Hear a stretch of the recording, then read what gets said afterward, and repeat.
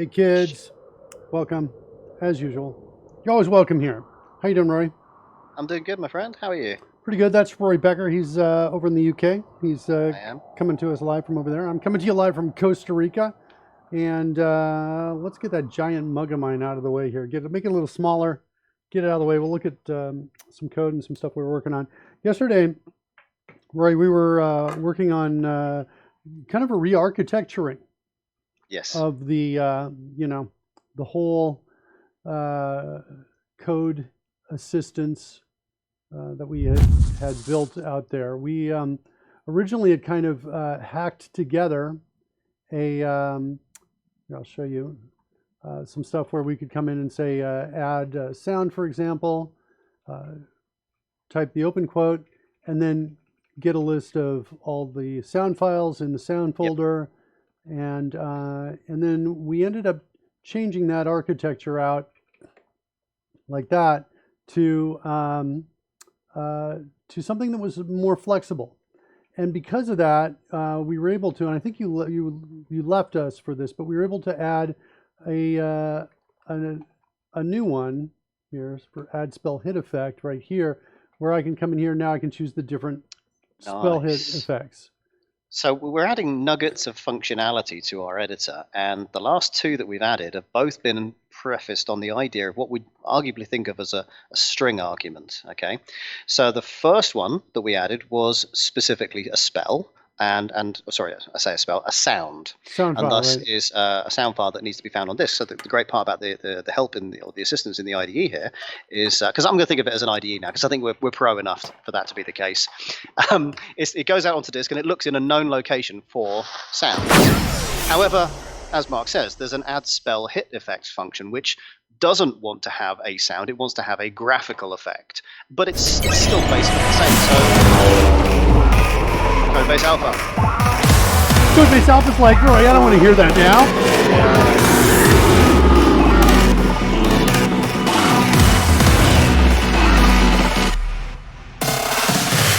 Those are my dance moves.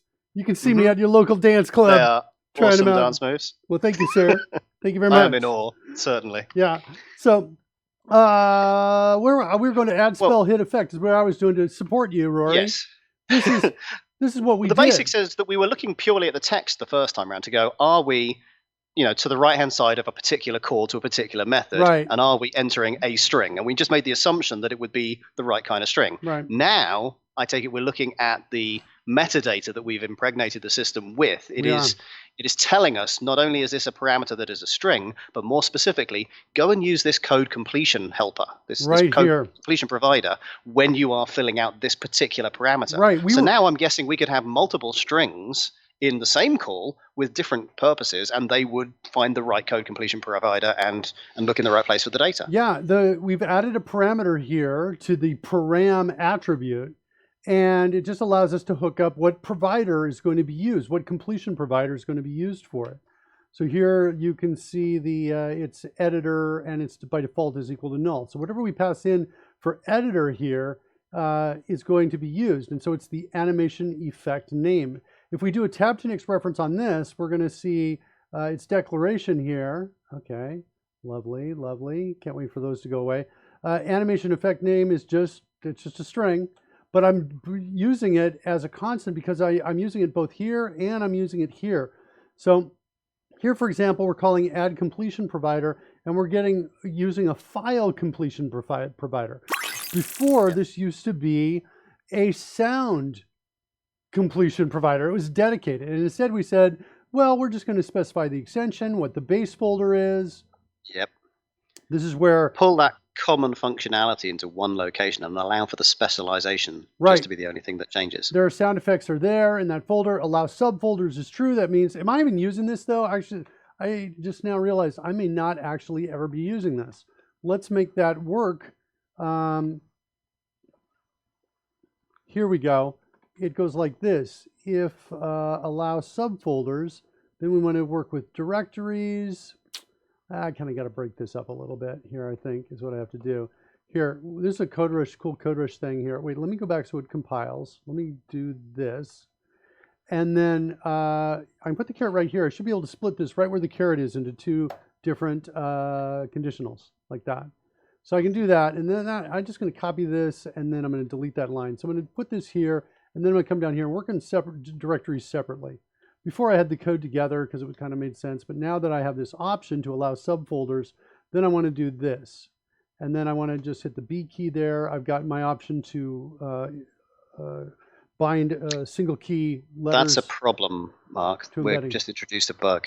If you happen to find yourself in a folder that only has folders, you will kick out before you test if allow subfolder.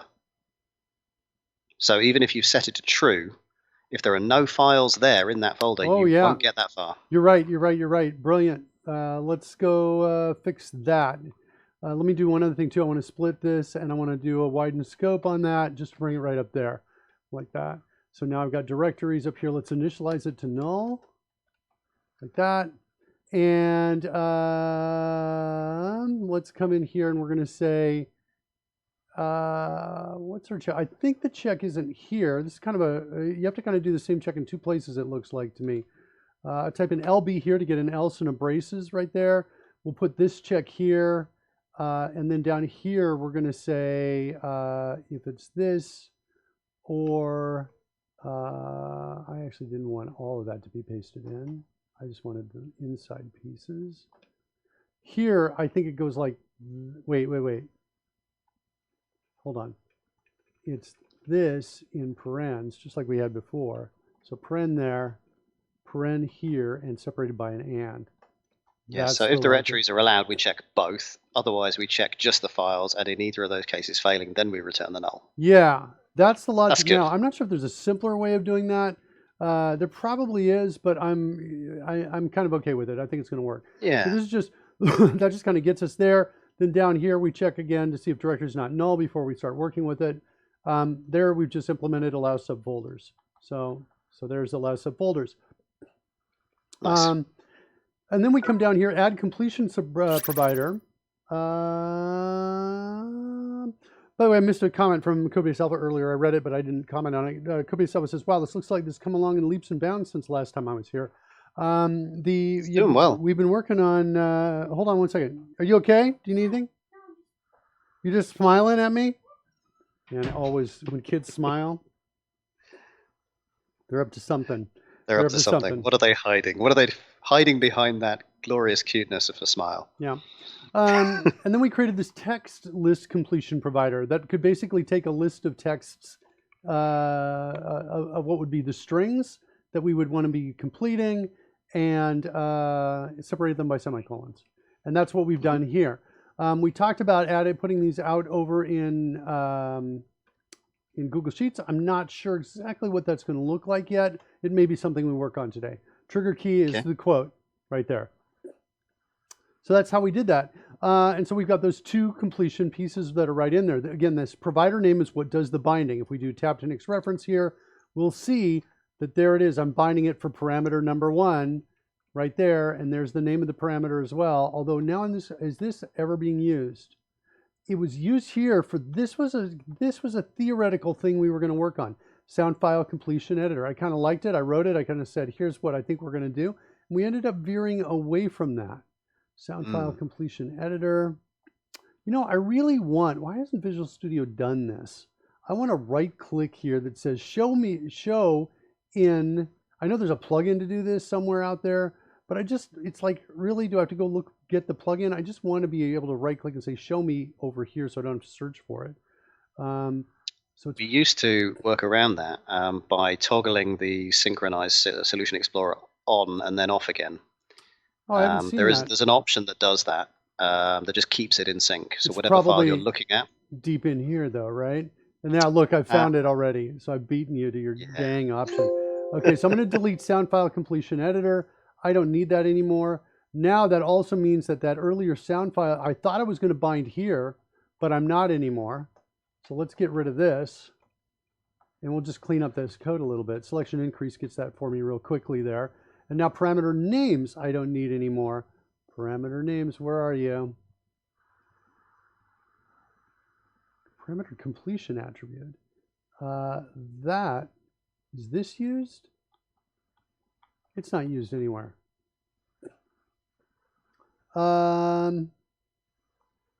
Let's double check that. I want to do a comment all that out a second. I may be getting rid of this thing in a second too.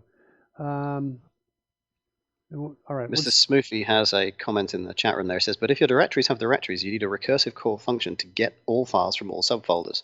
However, this is not the case for us because as far as our code completion goes, we only wish to show you the items in the level that your string currently points at. So those subfolders will only be shown to you if you should choose one of them. So there's no need to do a recursive thing here. What we do is, having accepted a singular item, is we reinvoke the same code completion, but with the new data now added in front of it. Yes, that's correct. It's basically we reinvoke it when you hit the slash, and then it says, okay, where am I? And it goes and gets that information. It was actually really clever code. When we wrote it, we were like not even aware of how clever it was, I think. I didn't call it out. We didn't point it out. It just kind of was like, I think this is going to work. And then it ended up working. And it's actually pretty simple code the way it works. What it does is when it sees the slash, it goes back and sees what you've typed in the string, and it uses that as a filter. Yeah. If you recall, Rory, we were splitting, I think, on the asterisks and then joining pieces together. And at one point there was a question in the chat room, wait, why are you splitting before you're joining? And I said, well, because we want to use whatever they've typed in off to the left of the caret up to that point before we put that asterisk. We're not sure where that asterisk is going to go. So we got to figure out, because what they're using could be several directories. And so that was going to be our we're going to select a directory, and then this is interesting. That's interesting. I didn't even mean for that to show up. All right, so now we're looking at parameter names. Where is parameter names? It's not here. It's in D&D core. Oh, and I'm up here. D&D core parameter names, we can delete this as well. Mr. Smoothie asks, then why look at subfolders? Well, we're not looking at subfolders. We're picking a folder that you are in right now, and we're independently getting a list of folders that it contains and a list of files that it contains, and allowing you to choose any one of them. Yeah, so if you choose a file, you get the file. But at the bottom there, you'll see that I think we've used the square brackets used to designate a folder. So that's a folder that is in the root. If Mark picks it, it adds the phrase in place and then does a rescan of the next folder down. In this case, there's only 3 folders. Yeah? So we don't show everything. It's not a search that reveals everything below this root folder. It's just the level you're currently looking at. Yeah, it's pretty cool. It's pretty cool because it's just a little bit of code to just grab what's there. Let's see, let's go into dice. So here you can see I've got some zap calls here. I'm not sure what dice zapping is. I don't remember. And I've got damage, and I think zap is for the sparks going after the dice now that I think about it. And then I can go into damage as well, and then I can select the different type of damage, like here's necrotic damage. And when it sees that I select the MP3 file, it doesn't stick the MP3 on it, because it doesn't need it because of the syntax of the call, and it adds this ending quote for me. If we fire the event, here, let's do this. Let's take all of this and just fire the event like that. There, you can hear that sound effect being played right there. So it's really cool, right? From the standpoint of being able to play, right? I basically make the changes here. Let's fire the event now and see what it looks like. Mage hand, but maybe I want that first dense smoke to be much darker. So I go click here. Notice as soon as I click it, it says the brightness of the effect, and it tells me what the range is right there. Yeah, so that's the tooltip we wrote. So let's make it 50 and then hit fire event again. We should see it darker. There you go. Much better, right? And maybe our feedback loop is so much shorter. Yeah, so much shorter than we were, and we're getting the tooling in here. Now it's much better situation to work here than it was to work inside here.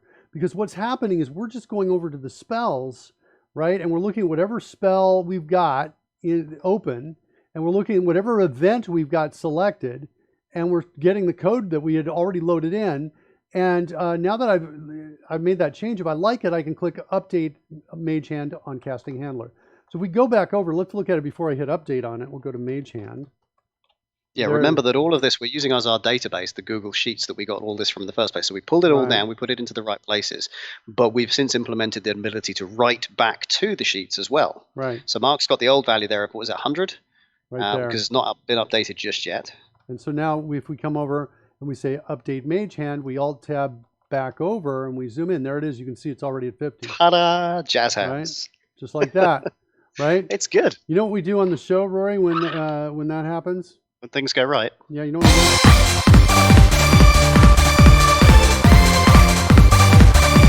You're dancing too, right, Rory?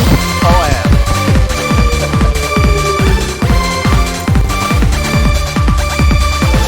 Mr. Smoopy says party. Yeah, you guys can actually Yep. trigger that by typing in bang party. You get that one of those about every 15 minutes or something like that if you want. And since I did that manually, you actually have one now. Probably more information that you need to know than right now. Codebase Alpha. Yeah. So what's cool is look, when we're here, we don't have any of that tooling. We don't have syntax highlighting. No, we don't. Right? We don't have, you know what I'm thinking? I totally want to implement hitting the slash key to comment out all the lines of code. Oh, yeah. I really do, because I'm like, this is a CodeRush feature, right? Where I can select all of this. I've often wanted to be just, you know, just for testing purposes, right? To take everything out real quickly. So now my head's spinning with ideas on this, because do I want to implement it in a way that is quick, or do I want to implement it in a way that is well architected? And I'm kind of thinking, well, quick is nice. Yeah, you know what? I think I'm going to go with quick.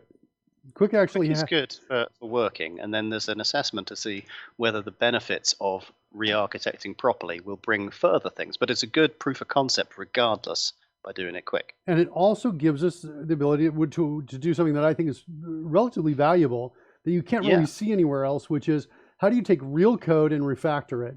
Real code that maybe is not great and turn it into really good code. That's what we did yesterday, right? When we took we took our kind of crudely implemented add sound, the sound file name completion helper, and we turned it into something with very little code to get the job done. And so that it would allow us to then add other things very, very quickly.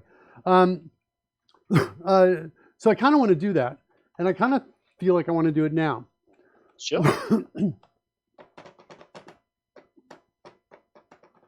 And I'm still debating in my head. All right, so we got to compile. It didn't actually, everything was syntactically correct in there. I think we've cleaned up the pieces we want to clean up. The trigger for this is up here in main window. Let's just do this. We'll hit the CodeRush key, type in main window, and down near the bottom is where I put the new events. I thought I did. Look at that! Who's that guy? Hey! Whoa! Whoa! Whoa! Wow! It's Coding Gorilla, kids. Welcome, Coding Gorilla. How you doing, Coding Gorilla? Fred says hi. Do you like this show, Rory? Or are you just, you're just here because I love the show. Because we make you come here. Are you every day? Are you like, oh God? Do you know how I feel about this show? That's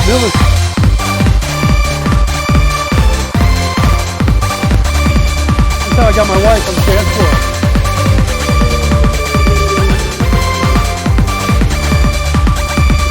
All right, okay. I wasn't sure. Does that answer your question? All right, fine. I don't know. I just feel like my world is just a whole bunch of making a whole bunch of people watch things they don't really want to watch. That's what I think my world is. They're like, oh, okay, like that. All right. So what are we doing? We're here, somewhere in here. There it is, right there. Text entering and text entered. I'm looking at text entering. I think let's set a breakpoint here. Let's take this app, which I just started from an exe, and let's get out of here. By the way, I also want to implement autosave. That's on the list for today. But I'm kind of, this happens every once in a while where I'm like, hey, one of my favorite streams, I'm not even really into game dev, says Mr. Smoothie. Well, thank you. Hey, if one person can be can have a good time on this, right? It's all well, actually, it doesn't matter. If it's me, if I'm having a good time, that's I was really all going to that say matters. you and me have a great time pretty much all the time. Yeah. We maybe need to up our count to, I don't know, 3, Yeah. including us. Yeah. But it sounds like we have. All right, That's so good. here we go. Let's initialize the player data. Nelson, following. How dare you follow, Nelson? Good job. Good job. Good choice. All right, got a breakpoint here. Let's go to code. Let's select the player. Let's select some stuff. And now let's hit the slash key. All right. What's my text? It's the slash key. All right. God, I'm really fighting with good architecture right now versus just sticking the code here. You want to write a bunch of context, don't you? Yeah, that's kind of where I'm at. I want to do context. I want to do a command-based system, and I'm like, I could do this really fast with a couple lines of code. The basic way to do this is just to detect, have we got multiple lines selected? Mm-hmm. And if so, allow the insertion of 2 forward slashes at the start of each and every line. Okay. You can't stop me, Rory. I'm going. Ice just came out of my mouth. I'm going. I'm doing it. I'm just even shutting down. Context. I'm shutting down. I just realized text completion engine. Oh, I'm in text completion engine. Okay, I'm in the right spot. Yeah, no, I'm going to do it. I'm going to create a class called a code editor command. I think is what I'm going to do. Speaking of music, though, let's get some Coders music up here. Code editor command. That's what I'm going to do. And watch as Mark recreates the whole of CodeRush. Next week, extract method. Maybe. This is going to be, we need a context description. Oh man, I'm really fighting. I'm really fighting, because here's the thing, Roy. This is where it's like, it goes whoosh, like this. This is what happens with the structure and architecture of this.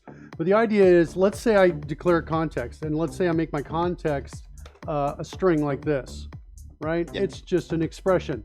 Well, guess what, Rory? We've got an expression evaluator. We do. Already in the system.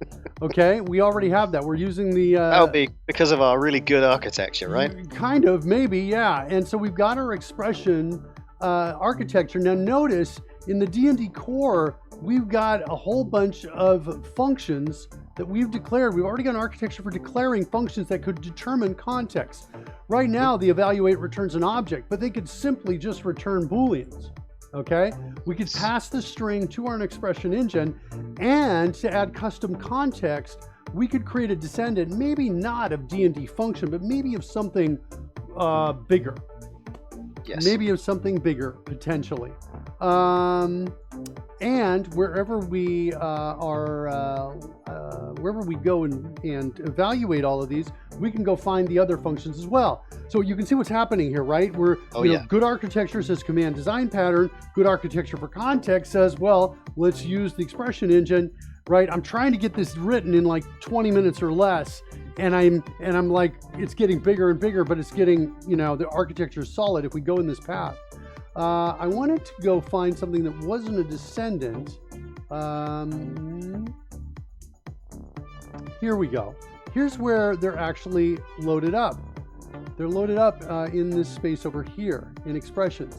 So I've got actually two things, functions and variables, which, by the way, we're not yet adding support for variables, which we should, right? For code completion, variables are also legal, right? And so variables are loaded up as well.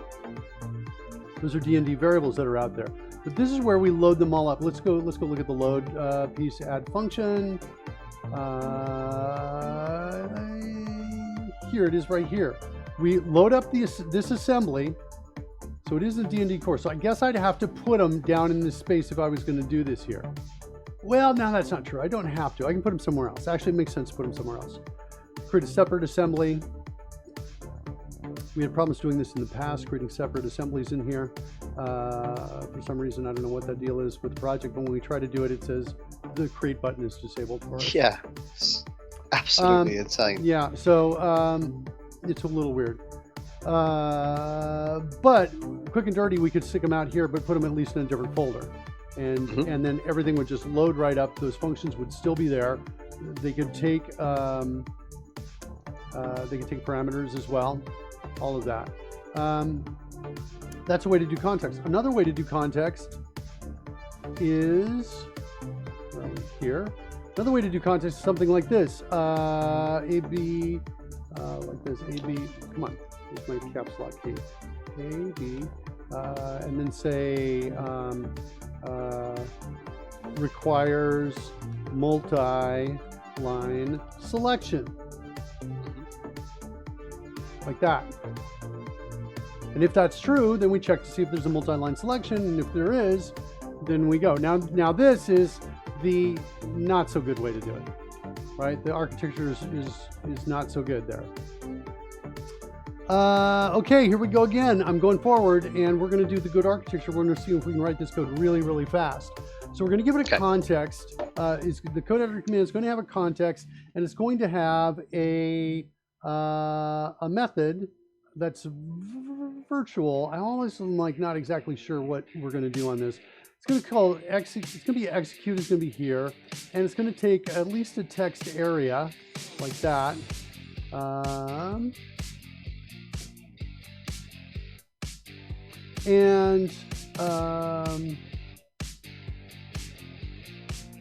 We need that to be public, at the very least maybe virtual, and it's at least those two things. Are you available? And I think we might want to also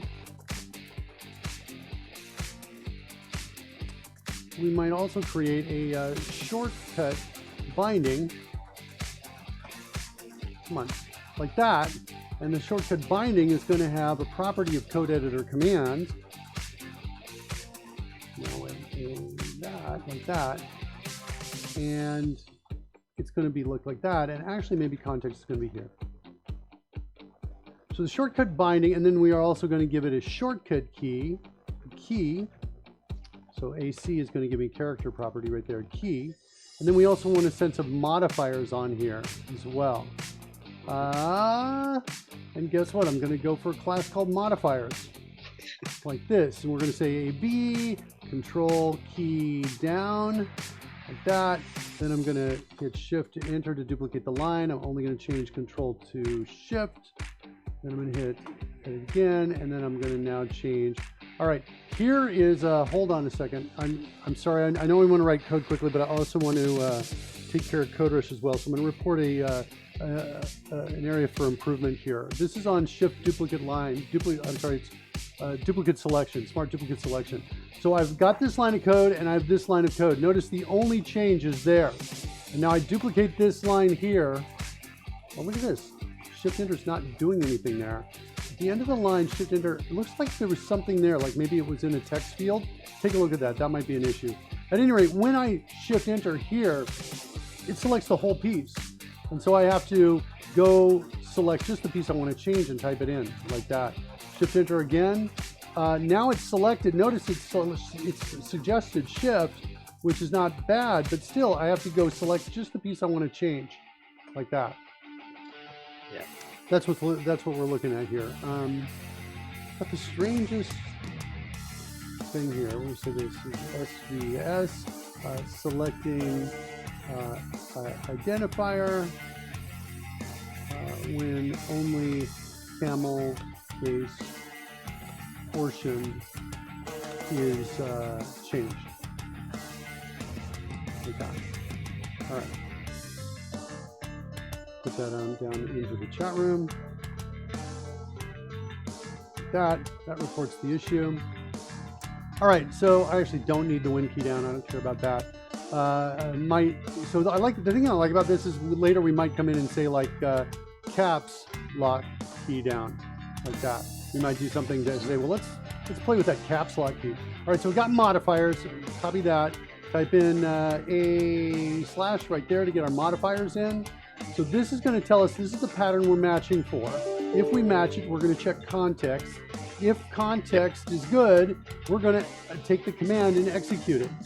To create a new one, I think it's going to look like we're going to pass in the command, the key, Wait, let's do it this way. There's a shortcut for this. It's even better. Let's do this. We're going to type in CC for constructors create. Hit the space bar to say select all. So we're going to initialize all of those, and then that's what I wanted. Right there. Nice. Nice. Right? Okay, so we've got that as our constructor. There's our shortcut binding. That's in our text completion engine. That's up high level. I'm okay with it for now being there. We're going to do that, move type to file.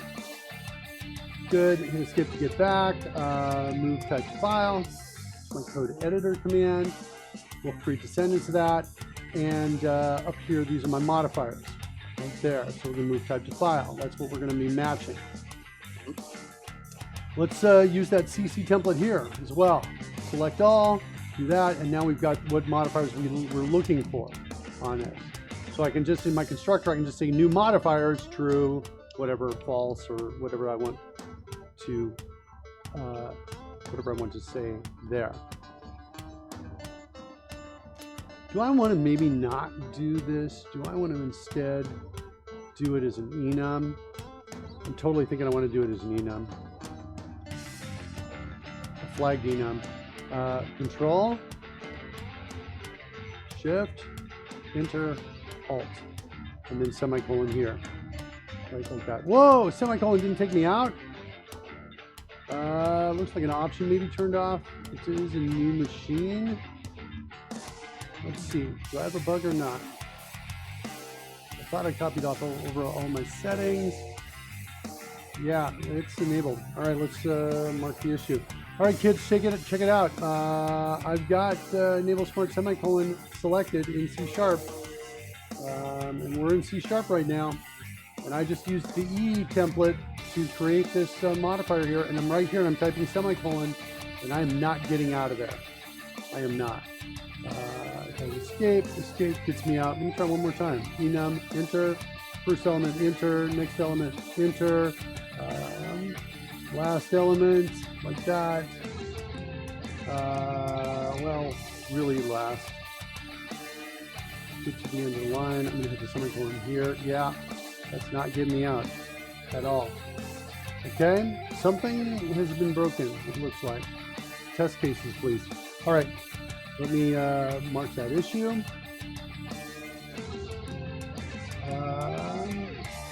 Smart semicolon fails to exit enum template.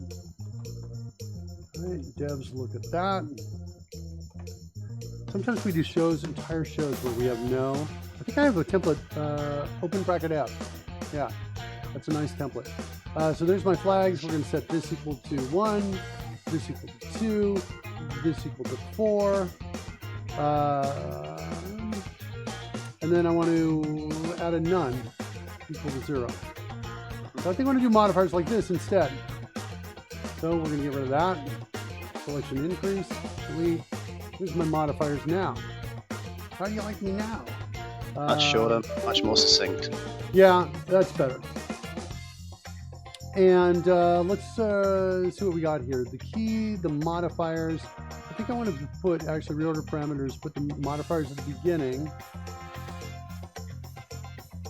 And the context of the command. I like that. That's good. So there's my shortcut binding. All right. That's nice, because you think of it as Control A, not A Control. Yes, exactly. The ordering makes much more sense. Exactly what I'm thinking about. Let's go back over to the main window where we're looking at doing the hooking for this. So here's the hook. I think it's going to look like this. We're going to have a new list of those, the shortcut bindings. Bindings, like this. Then inside of here, we're going to say, do a for each on those. We're going to say if shortcut binding dot, and I think we need like a is available like this. Yeah. And I think we want to pass in the text area. Is it here? It's not here. So it's going to be tbxcode.text area. And if it's available. Now from that text area, do we have access to all the things like the selection and the caret position and everything else? Text area gives you all the caret related stuff to selection. Text area Cool. also gives you document, which gives you all of the text. Okay, so it's based a on- good entry. Yeah, we're using the Avalon edit control, and based on all of our, dipping into this, the architecture is good. I'm really liking it. It's really good. It's really good for syntax related, script editing kind of projects. Okay, if it's available, then we're going to do shortcut binding dot execute. Oh, command dot execute. We could just do this. We just call like an invoke. So we're invoking the shortcut. Let's do this. Control 0, by the way, is a new shortcut binding I added, which just does that real quickly there. So it's a very nice, fast braces right there. And then I want to do one more thing. I want to say, hey, if shortcut binding dot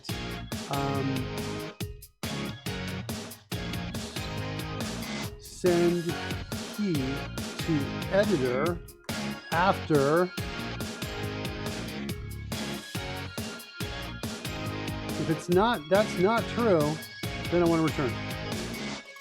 And regardless, I want to break, I think.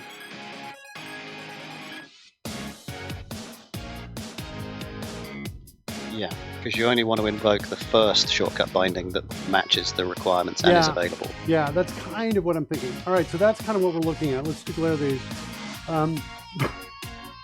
There are situations where you might want to change those. So I'm just declaring each one. So declare method, I think I've got set to my num2 shortcut. I'm deleting I'm deleting that throw new, and then I'm alt shift homing to kind of get to the back to where we were here. Back over here. Num2 gets me to declare.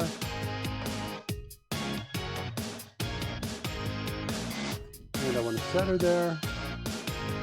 Send the key to editor after. This is going to default to false. And context is going to default to, I think, string.empty. And modifiers is going to default to modifiers.none. I think. All right, that's good. So is available. And this is going to be an abstract class, I think. No, wait, no, it's not. We're going to do this. If scroll this a little bit down, Mark. There we go. If there's no even white space, then we're going to say return true. That means it's always available. Otherwise, we're going to say return expressions dot. Wait, where are we? So we just need to use the core. Dot get bool and pass in the string expression, which is the context. Now this, by the way, this expression engine is built for D&D. So it's expecting, notice these other optional parameters, a player, a target, casted spell, dice stopped rolling data, all of those things help the expression evaluator. We're just passing in straight on context to it. Looks like I forgot to pass in context here. Okay, so that's what is available is going to do. It's going to check to see, hey, is there any context? If nothing's specified, it's 100%. Otherwise, we're going to try to evaluate the context. We're going to need to pass that text area to whatever's doing that evaluation. We absolutely are, Roy. We absolutely are. Let's go in here to get bool. Let's add it here. We're going to be okay. We don't need. This is interesting. They only have the table in 1 meter, so I still want it. 1 meter. 1 meter is not going to work. It's down. She's in my show right now because apparently she's been texting me. Missed call, all kinds of stuff. Yeah, no thanks. But it's okay because the chat room works. Chat room totally works. Sorry about that, baby. I have to say that's real, seriously good innovation on the part of Karen. Yeah, it's pretty good. Like, talk about getting my attention. Yeah, right? She knows you well. The peacock comes in, gets me with the musk. Yeah. All right, so we're gonna add it here. It's not gonna impact anything else because everything's, default parameters over here. The only problem is, let's do this. Let's call it additional data. Okay. Or custom data. Custom data, like that. Okay? That's what we're gonna do. We're gonna set that to null here. Now we want to pass in start evaluation, we're gonna pass that in as well. And let's go into start evaluation, do the same thing, VO, and then some custom data. Taylor Code is raiding. Welcome everybody. Hey, Come in Code. and join the fun. You guys are raiding us all the time. Welcome everybody. You know what we do when we get a raid, Roy?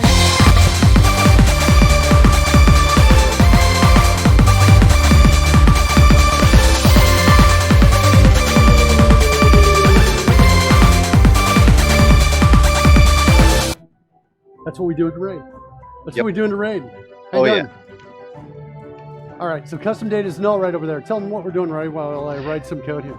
Right, so basically we're re-implementing Code Rush. No, not quite. We are implementing, let's have a think. Actually, what are we doing? My mind has suddenly gone blank. We are, at the moment, we're adding, we want to be able to, we're doing tools for a custom C# editor that's built but we're in WPF. we're taking it the slightly longer way around with the better architecture, because what we're doing is we're implementing, in this particular case, a functionality that you're probably very familiar with in your editor, where you highlight a bunch of code and you hit the comment key and it comments out the whole block in one go. Just clicking a couple of forward slashes on the front in our particular case. So we're implementing this by building a shortcut mechanic, first of all. A shortcut will have an associated context. Context is an evaluable set of facts, which, if proven true, the shortcut is allowed to function. It has an associated command, which is the functionality that it will then physically implement, which in our case will be to prefix everything with the double forward slash. But what it means is that we're doing this in a way which will allow us to extend it later on, i.e. that we'll be able to have different shortcuts that have different functionalities, which will still be allowed to have their own individual contexts. And what we're doing at this precise moment is we're implementing the evaluation of that context using our evaluation engine that we previously created for other purposes, and we're now repurposing or adding functionality to allow it to assess things that are, shall we say, not Dungeon and Dragony, so that we can pass the text editor that we're working in into it and have this particular evaluation figure out things like, are we selecting multiple lines at the moment, and thus are we allowed to do this particular functionality. Do you reckon that covers it? Brilliantly done, Rory. Brilliantly done.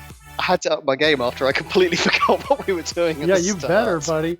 I'm liking this custom data thing so much. I'm adding it to every single one of our gets inside of here.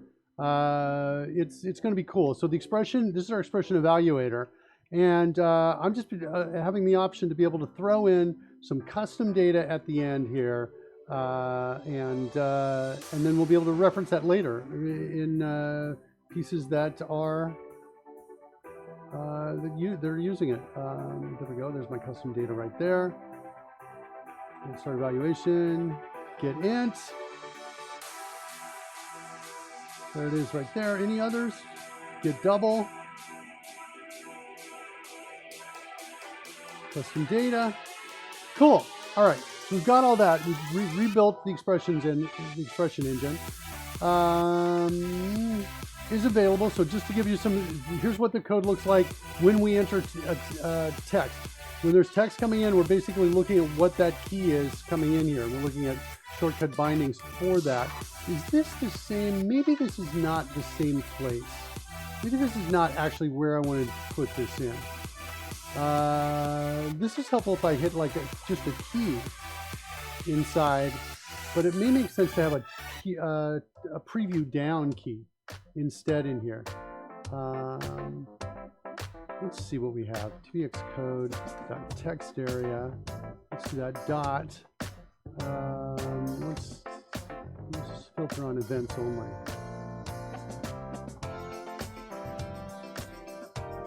Got a key down. Let's see what happens. Oops, not here. I hit the tab key. I don't want to do that. Oh wow, am I frozen? Again, locked up and actually shut down. Yeah, we've seen this a couple times. Yeah, we're dog fooding our own tools inside of Visual Studio. And I actually think this is not us. We've grabbed the call stacks, we've looked at them, had the devs look at them, reported one yesterday, but we're looking into it. It is new with 16.62 version of Visual Studio. This is also new with that. And so anyway, that's what we're doing. Looks like maybe we got some recovered stuff in here. Let's go back to where we were. Yeah, that's when I hit the plus equals and you know, that's all Visual Studio right there. So let's try this one more time. Text area dot key down plus equals space tab. Did it do it again? This was the same thing that caused our crash yesterday, or was it the day before? Wow. It was the attempt to generate that exact relationship that did it then, and we've just reproduced it twice. Oh, you saw it yesterday as well? I don't recall if it was yesterday or the day before, but I believe you were attempting to add a handler in exactly that way, and it took out Studio. All right, let's try it again. Well, that's super cool, because now we can go in and report. Let's report this to Visual Studio, because now we have so let's come in here now with this instance that's running. Although on the previous day, I believe when you restarted, it worked. So now we've had two in succession that have failed. You want me to try again? Well, I don't know what it proves either way necessarily. I'm about to try to record it. I'm about to try to record it. Report a new problem. VS crashes on creating event handlers like that. Yep. Whatever before, just say less than 16.6.2 like that. I think I can repro, watch this. All right. Let's see if we can do this. Let's do a record. Record your actions to reproduce the issue. Yep, in that one right there. Start recording. Yes, I want him to make changes. This firewall, go ahead, allow access. Here we go, kids. Ready? Let's see if we can reproduce. Boom. TBX code. Boom. Dot text area. Dot key down. Plus equals. And I got to do it fast. Plus tab, and there, I got the crash. There you go, kids. There's your crash. There's your bug, Visual Studio team. You're welcome. You're welcome. Now let's see, did this? I was going to say, is the recording effort going to work? Because I can see this nightmare scenario where the recording guy goes, so where's your studio? Because it's gone. Come on. But it is slower, so maybe it is doing things. Now what? But now they got to come out from it. Are they coming out? What's this? Broken image. Sign out. No. Oh my gosh. Oh my gosh. Yeah, you like the broken image in the corner? All right, I'm going to bring this attention. We're going to get this. Did I type in CR start issue over here? I did. Okay, let's close up. What's Codebase Alpha saying? I do feel that VS 2019 is increasingly unstable. It started out pretty solid in my opinion, but more crashes and freezes now. Yeah, 16.6.2, I'm like, what's going on? And why am I not hearing a lot more about it? Is what I'm trying to figure out. And the other thing that's occurred to me is I'm like on a bleeding edge machine here, and I'm wondering, is it because I'm on a bleeding edge machine? Yeah, look at this. This is crazy to me. Come on, guys. You just crashed while I was recording my steps. And now the Visual Studio feedback, I can't, what am I supposed to do now? I love it. Coding Gorilla says, that time when the crash reporter crashed. Yeah. You know what I'm going to do? I'm going to freaking do it one more time. It looks like now, because before I didn't have these pieces right here. Let's see if we can do it one more time. TBX code. At least we're recording it live, right? On dot key down, plus, whoops, plus equals space fast. There it is right there. I got to hit him fast, I think. If I hit him slowly, I bet it'll work. There's my crash. Now I'm so crashed. There you go. All right. And I'm just, my Visual Studio feedback is just, says no thanks. All right. I'm going to try, since we're playing, let's do one more. Wait, maybe there's another window. Hold on. There might be another window that I can go to. Is this it? No. Wait, what is that? Oh, there it is. Oh. It's a tiny little window. I didn't see it. All right, so it wasn't visual. Okay. It wasn't nobody's problem but mine. There. Well, one could argue the UI was not amazingly discoverable. And the Visual Studio instance you're recording cannot be accessed at this time. Yeah, you get that problem, Visual Studio team, and fix this too, Visual Studio team. You want to do that. All right, we'll just upload your 6-minute 1080p video. Yeah, let me finish the, yeah, that's fine. That all works. That all works. Let me just do the closing of the issue here. VS crash again. It better not be us. Yeah, so we will, let's throw that in over there. Tell me to crash. I've not had any problems at all lately with VS Coding Gorilla. Do you have a latest version of it? Yeah, there's something very special or unique, it seems. But yeah, we haven't had any problems with crashing at all. And I've done this a couple times too. I've been like, check for updates. You got anything for me?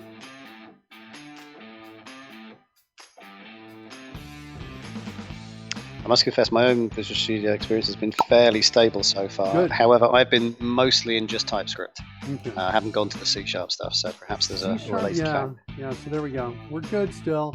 I want something new. I want to figure out what these issues are. Let's try while we're here, and you know, having fun killing. Let's say key down. Now I'm going to do plus. Whoops, plus equals. I'm doing it very slowly now. Oh no, it's not the speed. It is just like I'm taking you down with me right here. Yeah. All right. Yeah, we're uploading that file apparently. I bet it recorded on all my monitors, is what I think it did. I would hope it did. I would hope it did. We'll see. Could be a giant file that's going up there. Can you paste that code into the editor? Yeah, I can. Yeah, we're going to have to type it in Notepad and copy it and then insert it in by force. Just to get it to not crash. Yeah, I can also just do a duplicate line here. Say key down here. Okay, fair play. Right there. I mean, to get it. And then I want to say text area key down. Like that. And can I declare this here? I think Coder's just got a thing to declare it. Yeah, there we go. Declare method. I love this about CodeRes. Right? It sees that it's an event handler and it pops that data in there. That's really nice. Coding Gorilla is saying, can you disable CodeRes to see what's a VS Bomber CR? Oh, that's a great idea. Let's totally do that. Let's come back over here. Get back to just the reproducing, just make sure we're still able to reproduce. Undo, save. I'll make sure everything's saved. And I'm going to delete it, hit equals. And yeah, we can definitely reproduce. All right, so next time in, we're going to do it. We'll disable CodeRes.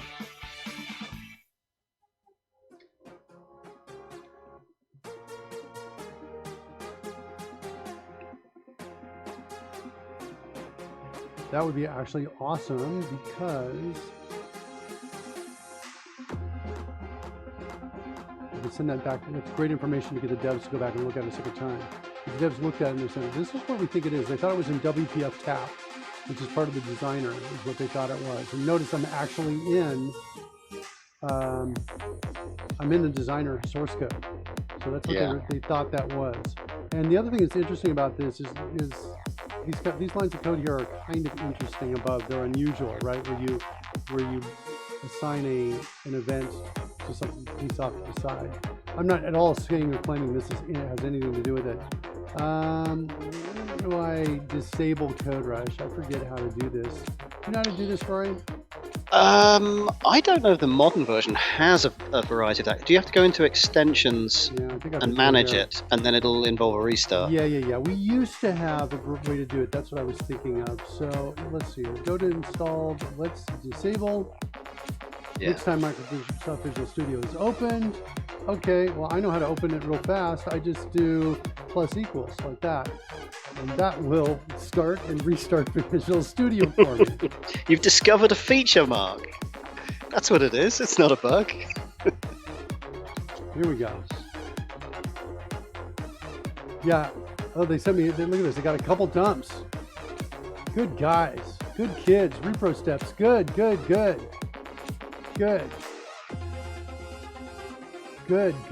Go. Send it. Go. Solve it. Work on it. Get it. All right. Let's try it without. I probably should have left 1 second there to see if it was Code Rush or not. Here we go. Equals. Oh, is it Code Rush? Oh. All right, kids. Devs. It's totally effing Code Rush. I almost said a bad word there. Oh, yeah. That's Code Rush. All right, cool. Good. Well, we're in it. Visual Studio hopefully get us some information on it too in those crash logs. Devs, let me know what else you need on that. Did I close that issue?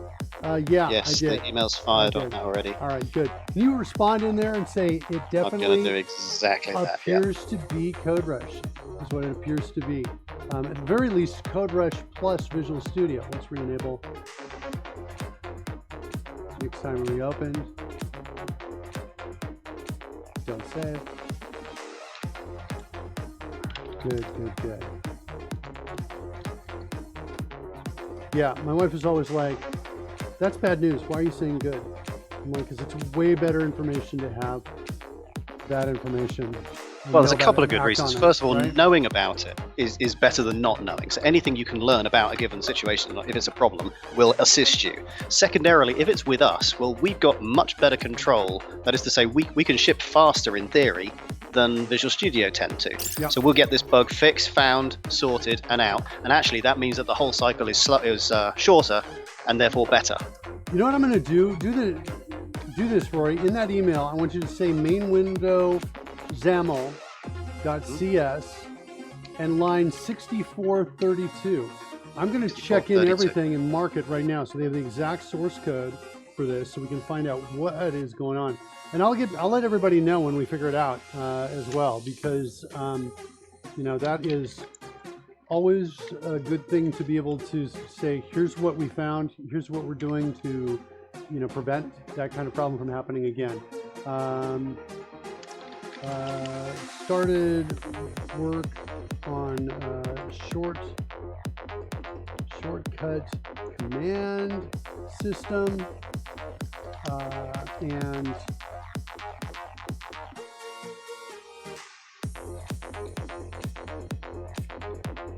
found a bug and found a reproducible crash bug. Okay, push changes immediately to the master, commit. Then we're going to tag it. Crash-bug. Push tag to the origin, add tag. And then, Rory, I want you to give them a link. I'll put it in the chat room here so you can get it. Folders, Mr. Announcer Bot. That's it right there. And I will send that. Do I have Skype open here on this machine? Looks like I do. There you go. Okay, you got the link? I do. All right, perfect. Okay, back to the code. All right, so I've got text area key down right there. And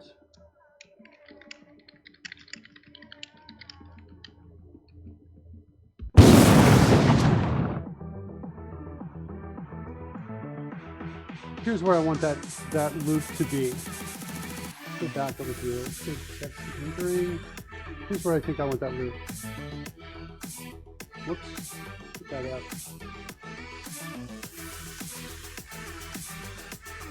Okay. And if we don't want to send it to the editor, then I'm going to say, before I return, I'm going to say e.key.handled. So e.handled, which is true.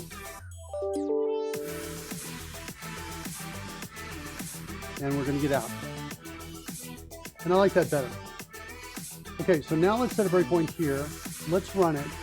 And we just don't have a shortcut. What do you want to say, Roy? Mark, we've not tested which, if any, shortcuts actually match the incoming key. Right. Well, no, we are doing that. Oh, you're right. You might be right. It is available. You're right. We need to change that code. Well, it's not so much if it's available, it's if it's trying to be triggered. So, for example, in this case, we need something attached to the / key. You're right. We need to send the key down into it. You're right. We totally need that. Maybe we do something like this. We say, hey, if shortcut binding dot matches like this, and the matches is going to take something from our key event args, e.key, comma, probably get modifiers on e dot. You're going to say whether the control keys are down. Does it have a modifiers property? It does not. I'm just going to say get modifiers then, and we'll put this, declare the method here. This is going to be a Boolean. Oh, I see. Okay, hold on. Okay. And over in main window, we have, I think we have control key down. I think I added this. These are in main window, right? Let's throw these, let's get these out of here.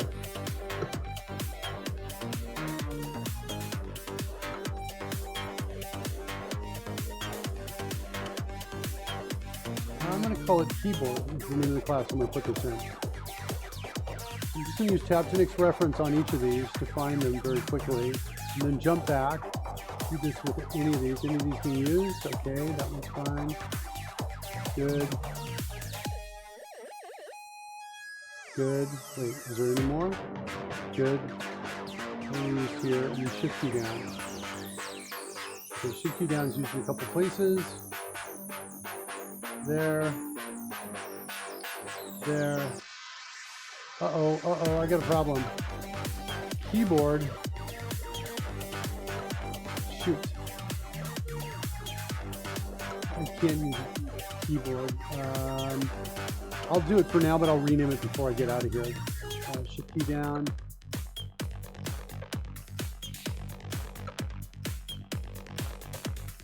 I really like keyboard though.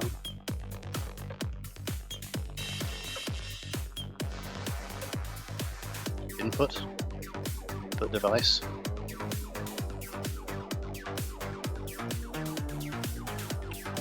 I think, let's see, is that all of them? I think that's all of them. There, that's all of them. Okay, so now look at keyboard dot, and I'm pretty sure every single instance of it. Oh, no, it's that. Okay, so I'm going to have to manually go down to, I guess I'm calling it my keyboard. Yeah. I'm using a cool feature here called paste replace. So just put Control B. Yeah, Control B, exactly. So I'm just hitting the key to repeat the search, finding the one I want to replace, and hitting Control B on it, and it selects it and replaces it immediately. It's also nice and handy because it's right next to the other clipboard-related keys as well. So you're in the right place. Yeah, it is. I really don't like my keyboard, but at least I'm making it unique for now. Mm-hmm. And is that it? Yeah, that's it. Looks like we've gone all the way around. Okay, now we're going to grab this down to here, and we are going to create a new class called my keyboard. and it's actually going to become a static class.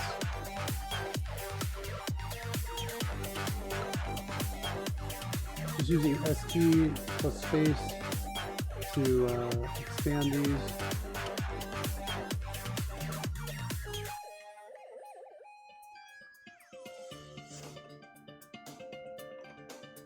All right, those are my static pieces in there. That's excellent, all good. Now, where do I need my keyboard from? I need it from who's here in the text completion engine, which is part of the main app. Okay, so this is just going to go out, move type to file, like that. My keyboard is out. Tap to next reference here. All of those working.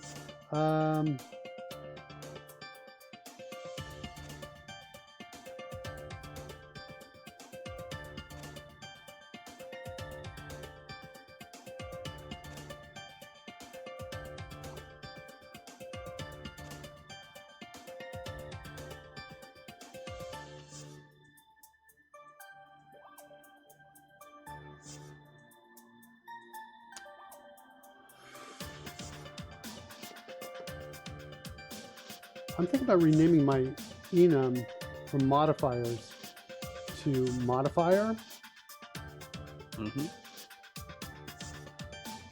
Or key modifiers or something like that, because I like this being modifiers. Let's do this. Let's do that. Let's go jump into modifiers.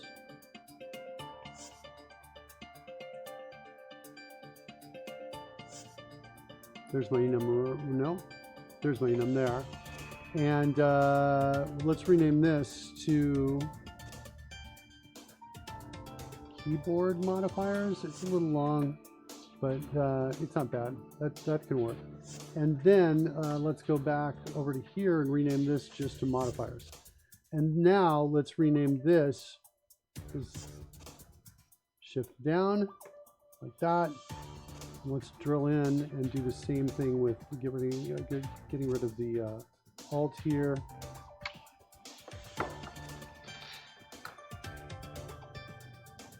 There we go. So the word key isn't showing up here anymore. Okay. So there's my modifiers. All right, back to where we were.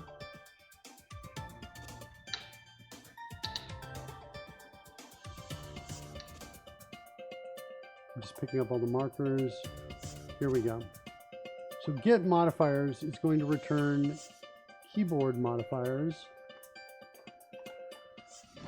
Like that. And RI is a good template for getting your result entrant, your result of the function you're in, that instance created. So RI stands for result instance. And then I want to say, let's set it equal to none. Like that. And then I want to say, hey, if modifiers dot alt down, then result or equals alt. Then I want to select that, duplicate it, and switch from alt to control. Like that. And this one's going to become control. Then I'm going to duplicate one more time, and we're going to switch alt to shift here and to shift here. Okay. And then that's going to return the result. So now we've got get modifiers. Any reason for ifs and not a case statement?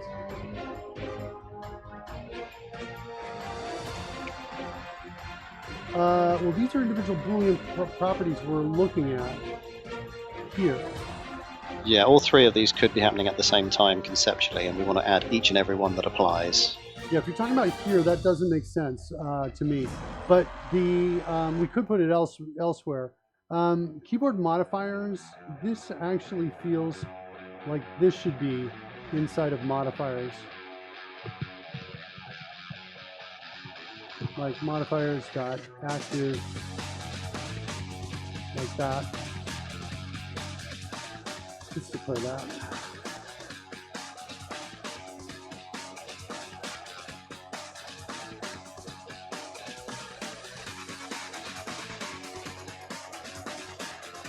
This is static. Oops, replace.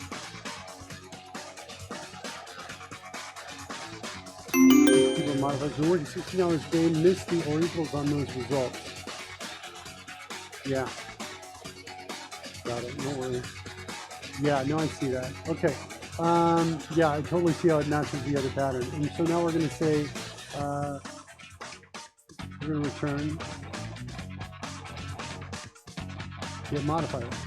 And that's going to be a keyboard modifier. Active is going to return the keyboard modifiers. Good. There's my matches clause. There it is right there. So now we want to check to say, hey, if key is not equal to my key property, which look at this, I need to change my key property to from a char to a key. Mm-hmm. Happy to do that. Thanks, by the way, Rory, for pointing this out. All right, matches is there. So if key is not equal to key, then we're going to say return false. And then we're going to say if active modifiers is not equal to my property here. There it is, modifier. Right? Yeah, right. In fact, actually, what I want to do at this point is I just want to say, well, I guess I could just do this. Boolean shortcutting is, I'm going to return this whole thing. That's what I'm going to do. Okay. And this has got the English case. Okay? Yep. So there's our matches. Good? That's our thing. Now, I think we still don't have any shortcuts we've added. But that's right. We've got an empty list that we're iterating through at the moment. Yeah, we might as well add some. Why not? So we're going to come down here and we're going to say load Avalon editor.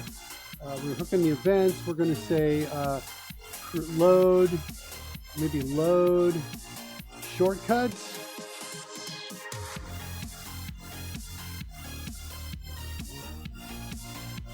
Oh man, it's going like this, Roy. Where I'm going, the command should also be a string, and we should also have a separate set of commands that our architecture provides support to. We're actually literally building code rush here inside of this as we're doing this. But let's try to keep it under control. I'm going to say load shortcuts here. Let's create a new method, load shortcut, and what is it? Shortcut. What did I call it? Shortcut command. A binding, I think we had, and it's got a command within it. Let me try it this way. Shortcut. I think it's called bindings.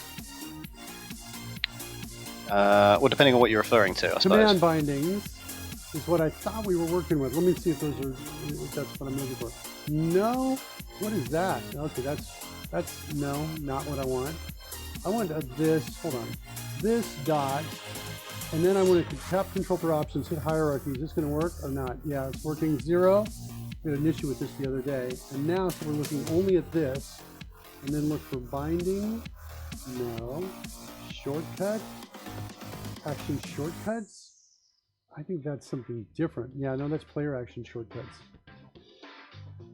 Wow, I got a lot of stuff here. It's not far from where we are. Let me just drop a marker and jump up. Or is it not here? Is it down in the text completion engine? That's why I can't find it. It's over here. Okay, so I'm going to go to my text completion engine, which I have an instance of. That's my property right there, and then I want to call load shortcuts on it. In fact, I think I want to just inline this method. Let's do this. Inline method and delete. And then let's declare this. Boom. And now we're going to add a new shortcut binding. Actually, did I do this? I think I actually did this in, let's look at my command. It's a context editor command. I want to create I built it so we could create a descendant of it. So we would override the execute. And it would take the text area. That's what I built. So we'll go ahead and, it's a simpler architecture. We'll stay with that. So load shortcut, we're going to say shortcut binding dot, shortcut bindings dot add, and we're going to say new shortcut binding, and we want to pass in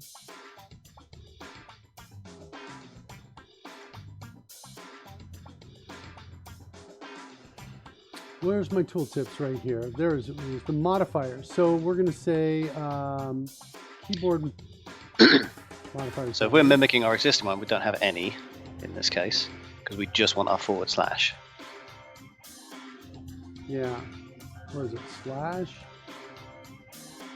Forward. What is it? What is it?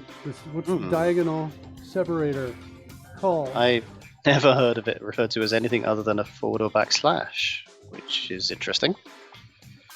Yeah, just type for diagonal. Separator? Is that it? The separator key. Is that not the vertical bar? Yeah, I think Maybe that it would is. be vertical bar. That's what I would call it. File system, you know, I'm thinking about that. Forward. Yeah. Yeah. What? The separator, the thing that's interesting is separator is on the backslash. I'm going to just go to separator for now. And we'll Oh, hit I the see. key So is it separator, but with a modifier? lack of a shift modifier That's what in this I'm case? thinking, yeah. I'm thinking it might be. Yeah. How does that work on keyboards where those two don't share the same key? Yeah, no, you're right. It's a great question. That's weird. My context is going to be, we're going to say nothing, I guess, for now. Or let's do this. Multi-line selection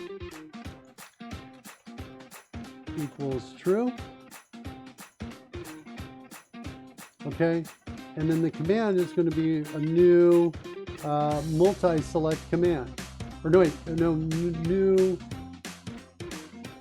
selection embed. Yeah, here we go. We're writing all code rows here, aren't we? Selection embedding, and it's going to take a prefix of the 2 / there. And there's one.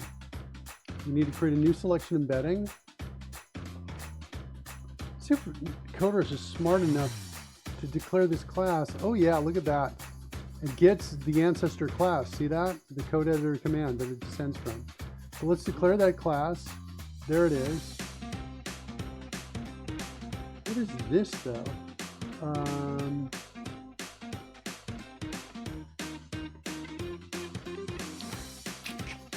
Oh, I see. Okay. It's because that's what I specified. So we're going to say prefix like this.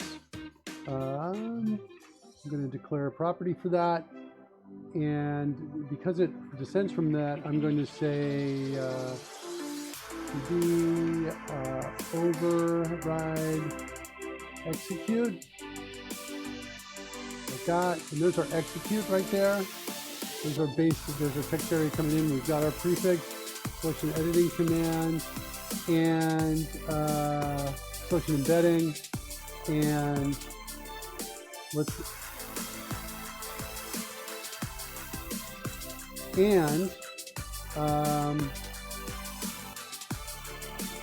selection is commented, and not selection is commented. So that's kind of where what I want the code to look at there. Were you looking for OEM /? Yeah, that's what I've just found. I was trying to find a way to ask what the key namespace was, but there is an OEM /. I'm not sure why that didn't show up. Hold on.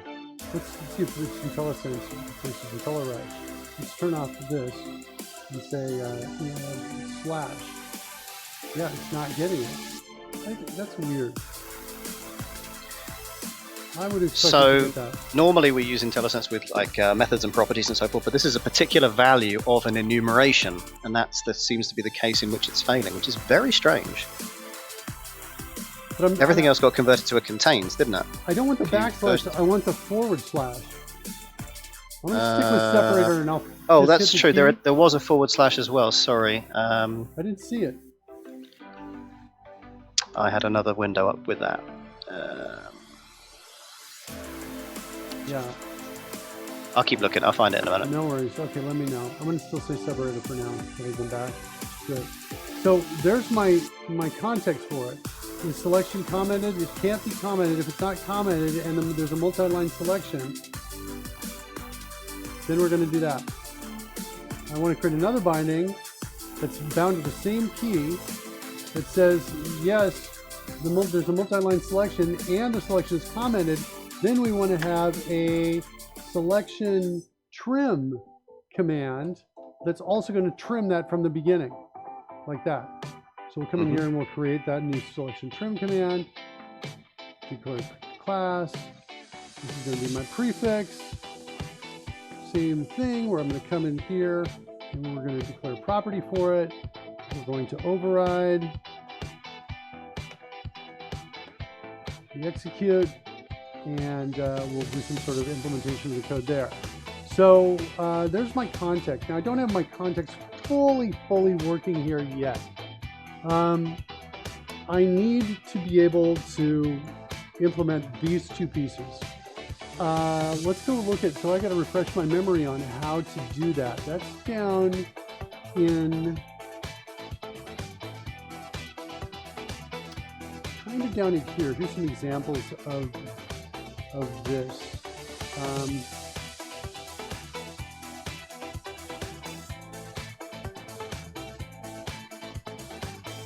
So D&D variable is here, like this.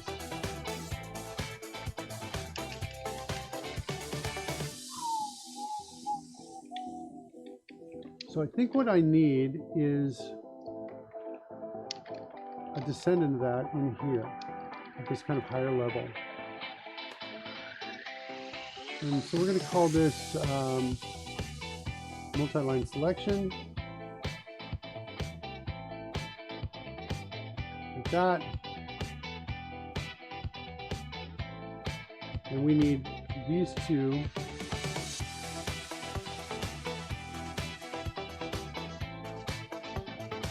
We need essentially two pieces right here. And we need the handles. And I think I need actually an ancestor class here. This is going to be our base context. Best I can find is OEM question. It's divide. Oh, divide. Coding Yes. Gorilla. Good answer. Coding Gorilla out there, That makes kids. so much more sense. Coding Gorilla. It's divide. All right. Yeah, Cool. it's all about the context, people. Yeah. Here's my base context. I'm going to call this abstract, but I am going to give it a property called token name, like that, I think. Jutsum's here.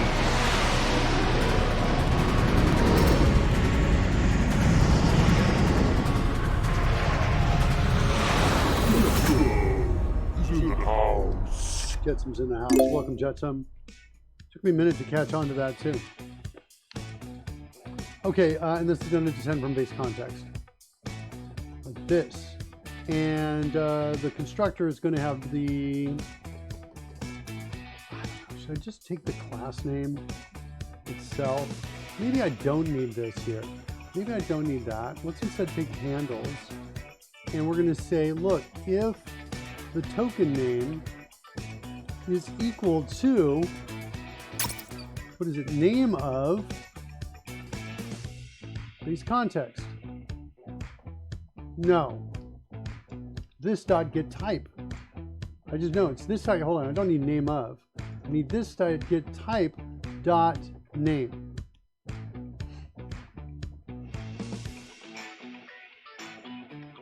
That's what I think it's going to be. So handles. So then I just have the class be this thing right here. We need an expression evaluator. Let's move these. Start moving this to their own files.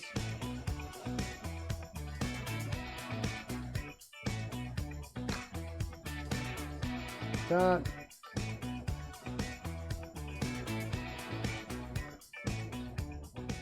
There's our that right there. And now the get value, this is what we want to do here. And we're going to get the player, which we don't care about. Apologies for that. but we are going to come in and we're going to say, I think it's going to be in expressions. This is like a static class, and it's got a get custom data that we just added. Mm-hmm. And it's just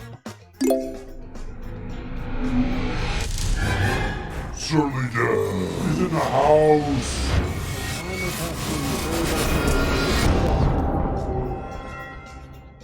Where's this used?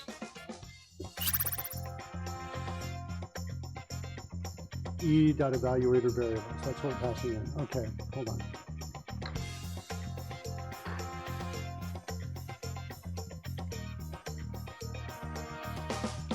That's up to the evaluator. Got variables. Okay, so get custom data. I want to make this generic, I think.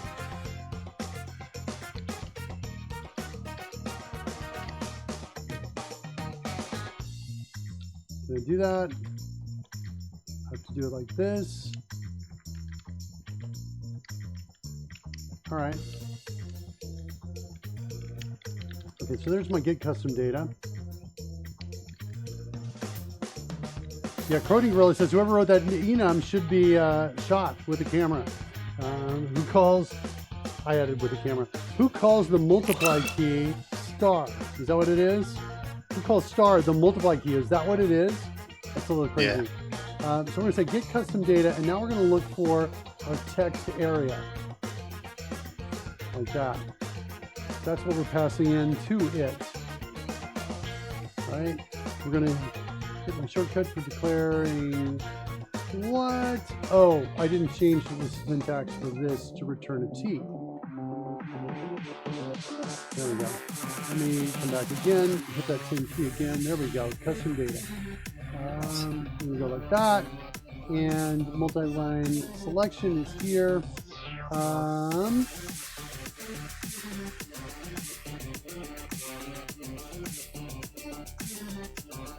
We have to add these, by the way, to the D&D variables. We have to remember to do that before we run.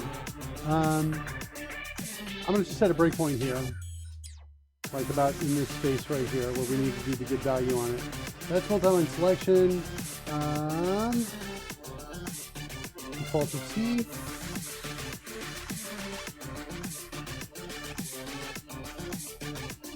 Right, is that what we want?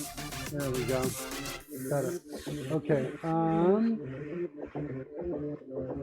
Selection is commented. Did I add that? Looks like I didn't create this yet. All right, so let's go back over to multi-line selection. Selection increase. Shift enter to duplicate the line. Selection is commented. Is there. And now that availability check should automatically be taken care of. It should just match the string based on what we wrote up here in the handles, where we're just checking to see if the token is matching it. So we're good there. Get value is here. This is all the same. We don't need to worry about this at all.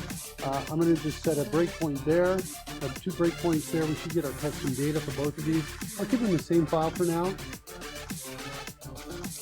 And we said we have to add them. Yes. So let's go look at our variables. Here they are, right here. These are variables. And add variable, it's public and static. Sweet. So now what we're going to do, because we're in a different assembly. So now we want to go back to where these guys are. I think I want to go in here and create a new static method. So I'm just do uppercase M like that. And I'm going to call it load context, load all, like that. Pop this in here.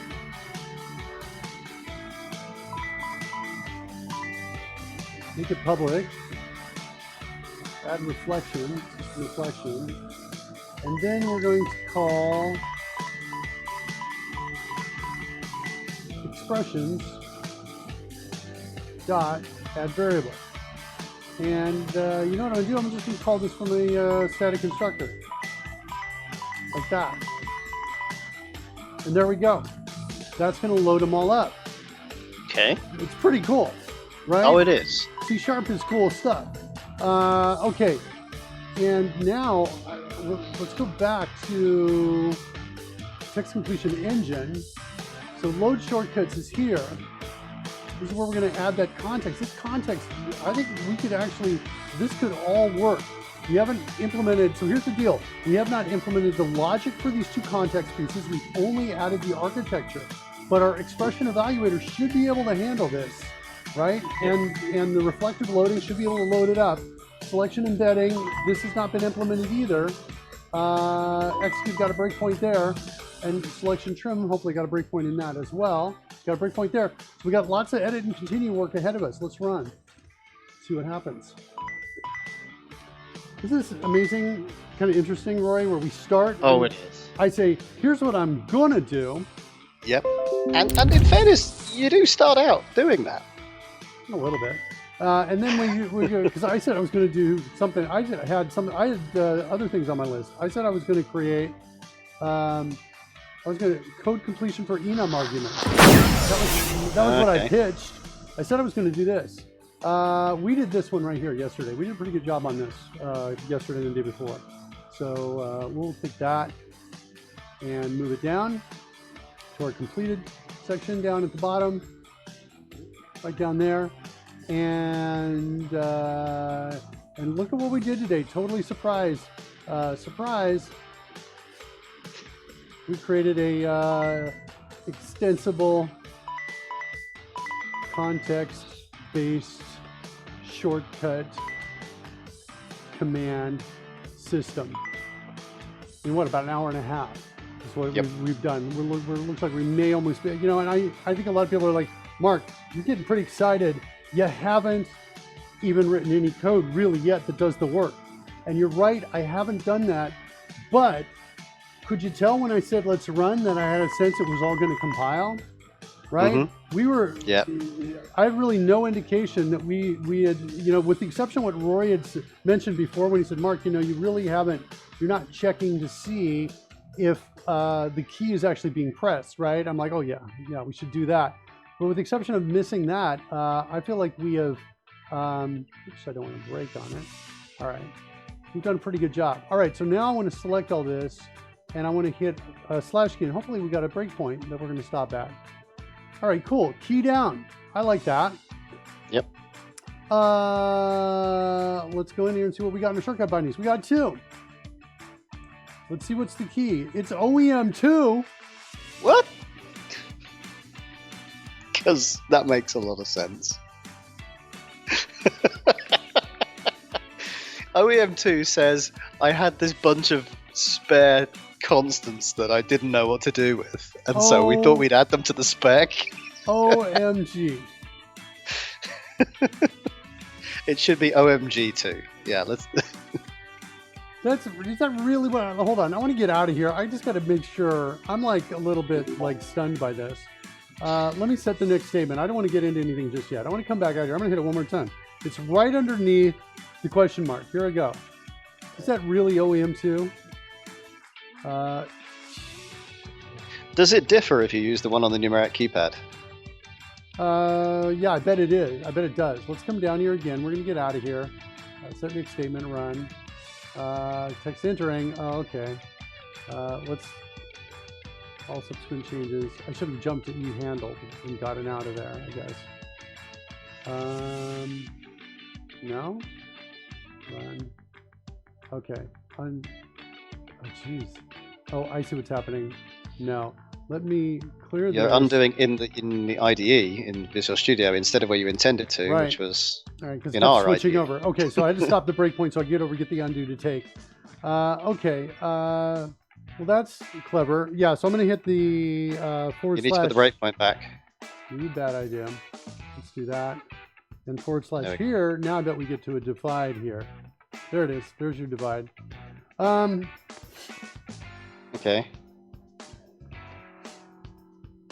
Okay. Coding Gorilla says, what's OEM2? The 2 key? I don't think it is. I think this is literally we understand that you, the manufacturer of keyboards, might choose to invent your own keys, and they can send OEM 1 through OEM, I don't know, 10, 20, however many there might be. Although one would have hoped that the / has been on keyboards long enough to have merited a dedicated value.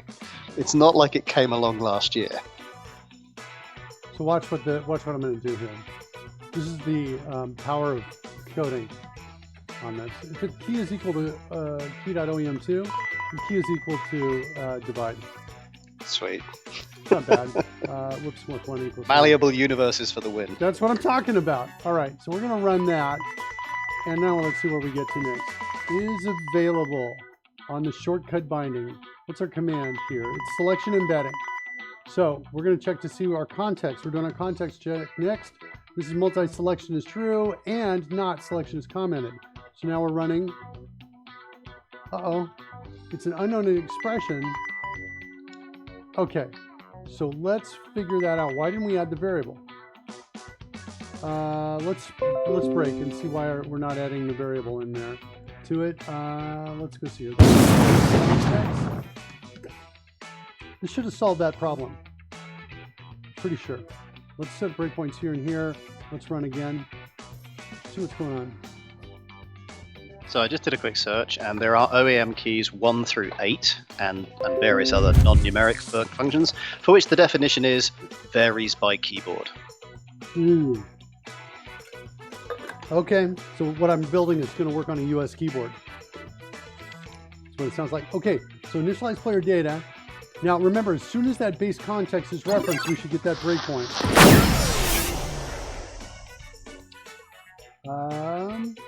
Okay, come over to the code. Here, about now I'm thinking, maybe now? When's it gonna happen? Really? What? This changes everything that I know. Shortcut bindings, now we're in load shortcuts, okay. Or at least it seemed like we were, and now we're not. Okay, we totally missed the context here. Wait, I think I know why. Because we're never ever referencing it. These classes, the classes exist, but they're never actually being the descendants of this. Right here, these multi-line selection and selections commented are never ever referenced. So this is never loaded. So what we need to do instead of putting it here is we need to explicitly call it base context dot load all. We can do that inside of our text completion engine, inside a static constructor here. We can totally solve that problem here, right? Do base context dot load all, and that should solve it. Because this, we know we got an instance of this created, but the others are not created. They won't be created until we need them because the expression engine is going to do that. Sure. That's why the static constructor solution to load them all didn't work. All right, good. Now we're here. We'll just step into it.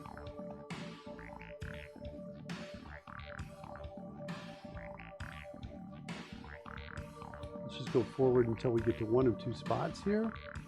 Run. There it is. We found one. Okay. There's the type. It's the D&D character property.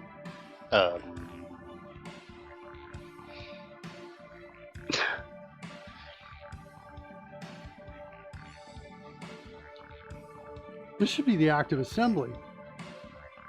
Right. Hang on. No, but it's every thing that derives from a D&D variable in the entire assembly, and that will include other things. Other assemblies?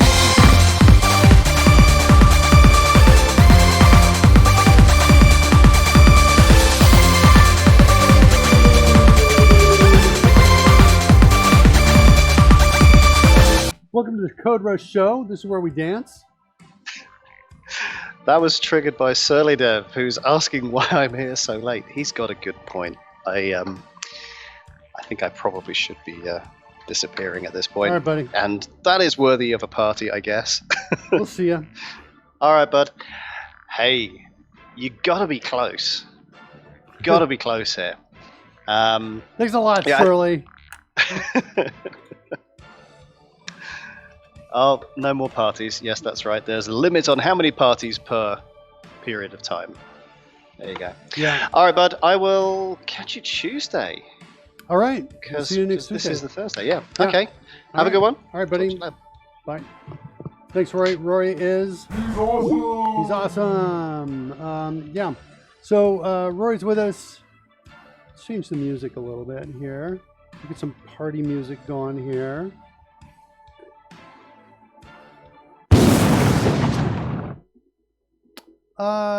That's surprising to me. I just want from the active assembly only is what I want. I thought that's what get types did. Let's go figure that out. C# get types from active assembly only.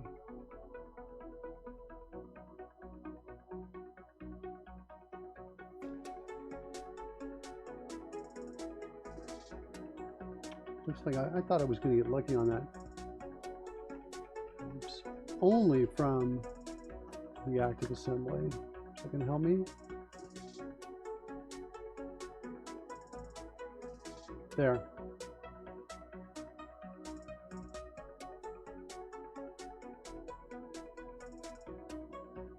That's not what I really want.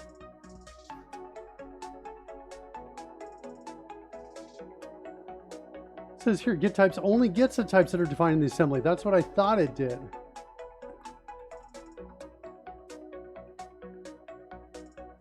D&D character property. Is that really here? I don't think so. That's in the D&D core. It's a different assembly.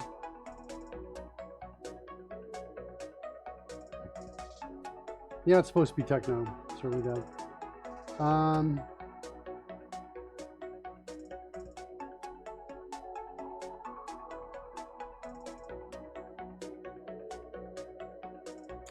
Well, let's see. I suppose I could manually filter these.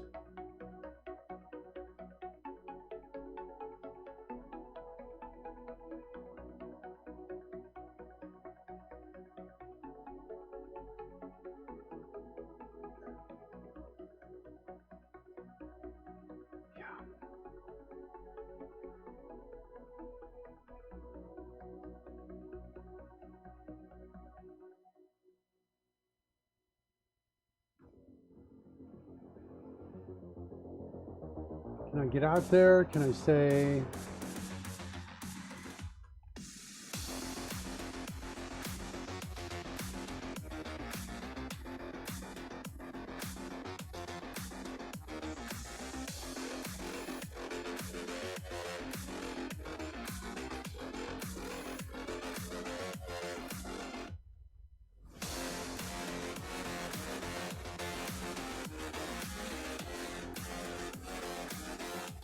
What's my problem here?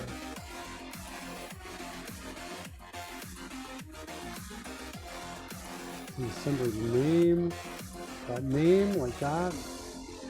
Okay, so let's come back up here.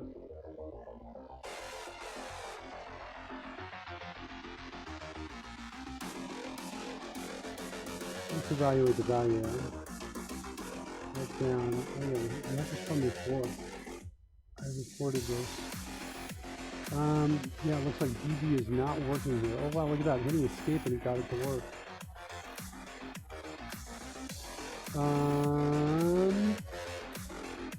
D&D core is the name of it. We're looking for DHDM is what I think we're looking for. Let's see if we ever hit the breakpoint. We do not ever hit the breakpoint. I want to look at these classes manually in here.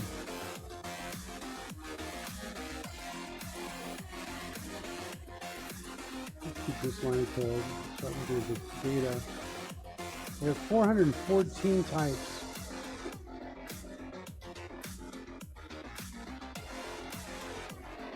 Got a lot of D&D core assembly pieces.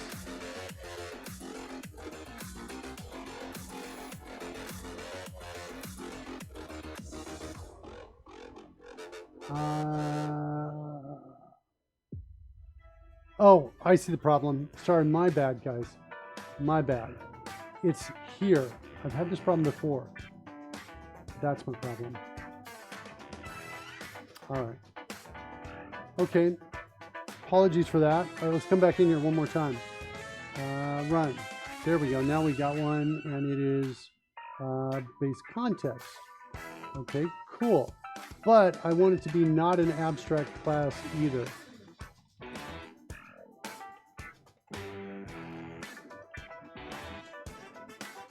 Oops. So type is abstract, continue. So let's bring the code back up here. There we go. Uh-oh, no non-abstract types in there. Let's try one more time. That does not make sense to me.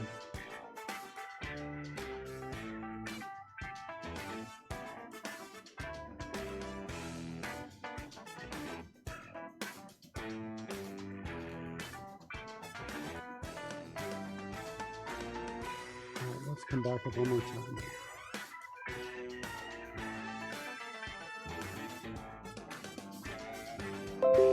Let's run it one more time. I think we're having some edit and continue problems here.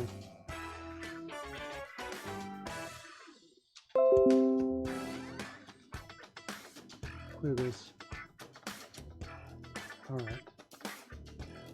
Base context. Pudding.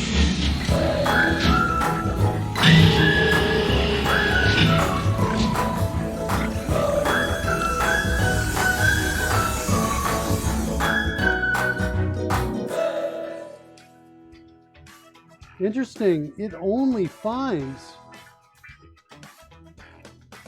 Oh. This is also my problem. It's not, because it's an abstract class, it's something like this, base type. I think what we want to do is say, let's do a type of on this. The type of this is assignable from the type. I think that's what we're looking for there. Or actually, I've got another idea that could work. We can go back here and say base type is not here. We really want it to be a descendant of base context. That's really what we want. Okay, one more time. That was a struggle to get here. All right, so now multi-line selection and selection is commented, both of those. Good. So we get those two. Now let's go. All right, we're loaded. Initialize player data.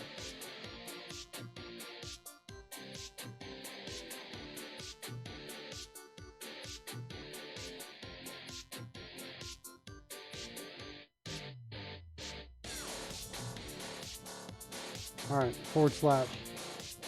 Okay, key down right there. I'm happy having my own key. Oh, that's funny. We need a keyboard where key.oem2 is the pudding key. Yeah, that's what we need. All right, so let's go through here, see what we got here. Matches. Operator not cannot be applied to operand of type null.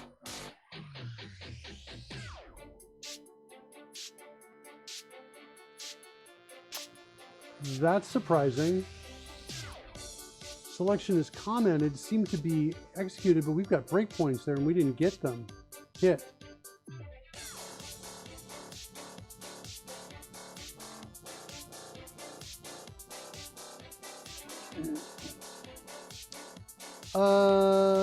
Let's see. We added the variable. We're gonna have to step into this. So we're going into matches here. Nope, that's not the one. Is available. That's where we want. Get bool. Oh, we also need to pass in null, oops, null, and text area. That's our custom data.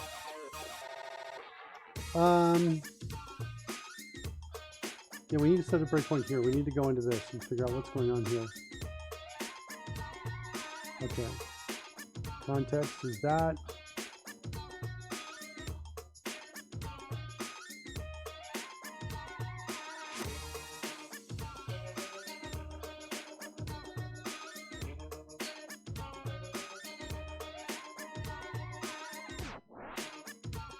Wait, we did get here. The breakpoint just didn't trigger before. I just stepped into it and then that seemed to work. Really weird that our breakpoints didn't set. Okay, so let's do this right now. So this variable is called multi-line selection. That's asking to see if there's a multi-line selection. We got our custom data. That's real. So now we need to see if basically each line in the selection starts, or if a selection spans more than one line. So what we want to do now is we want to say, actually, let's rename this to my text area. Let's do the same thing down here because we're going to want to do the same thing here. Weird that we didn't get our breakpoints, but okay. Now I want to say if text area dot selection dot, is there line count? Length?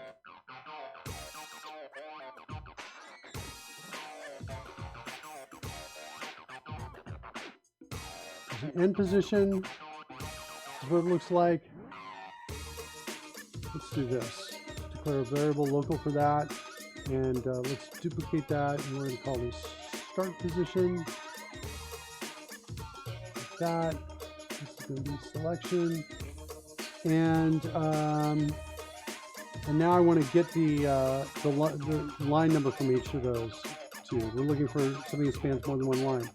So we'll create a new integer, call it start line, and set that equal to text area dot, oh wait, hold on. I have a feeling, there we go. All right, so now what we want to do is we simply want to say, hey, it's a multi-line selection if these two are not equal to each other. Better. This is not equal to that.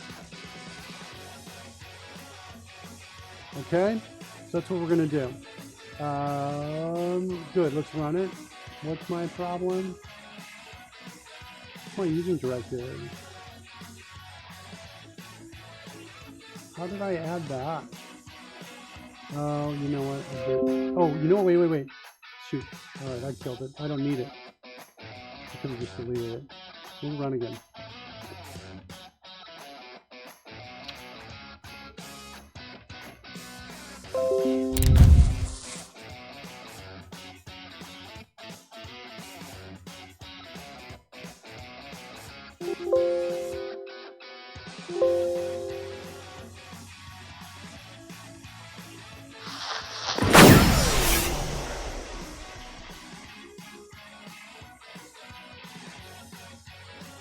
All right, one more time.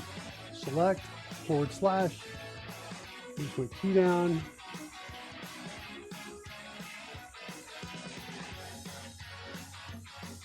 Breakpoint in here, and we find it.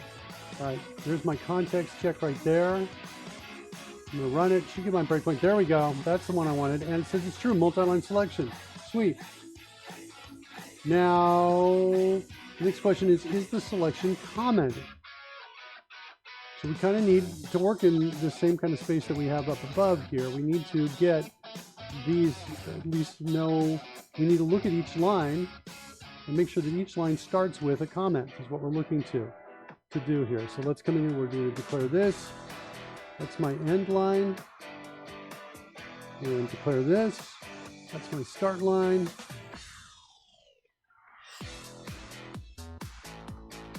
And then I want to do a for loop. I'm going to go to end line, and I'm going to do a start line. Oops, sorry. I'm going to say I is equal to start line, and while I is less than or equal to end line. And then I want to check to see. Now, one thing I should point out is that when we select from here to here, this last line doesn't have a comment on it, but it also has no text on the last line. So I kind of need to say, let's get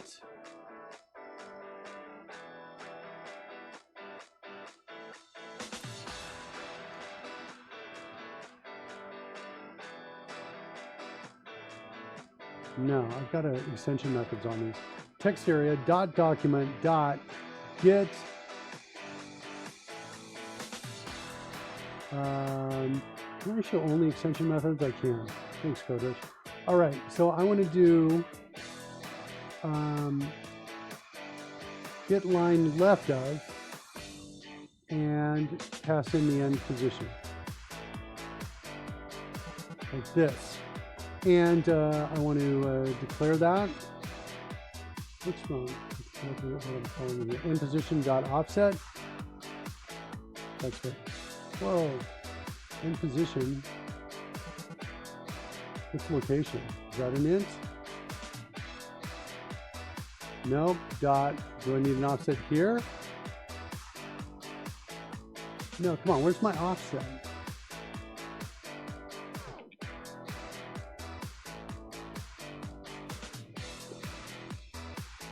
It's interesting. It's got an is at of line. Is at end of line. I need an is at start of line.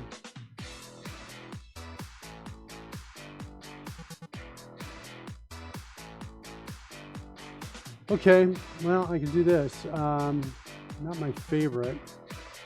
Let's do this. Let's select this. Can we get a introduce local on this? And do that. And then I'm going to come in and say get line left of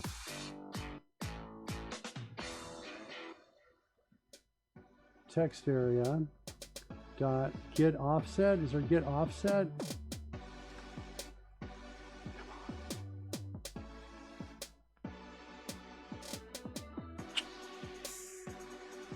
It should totally be in text area.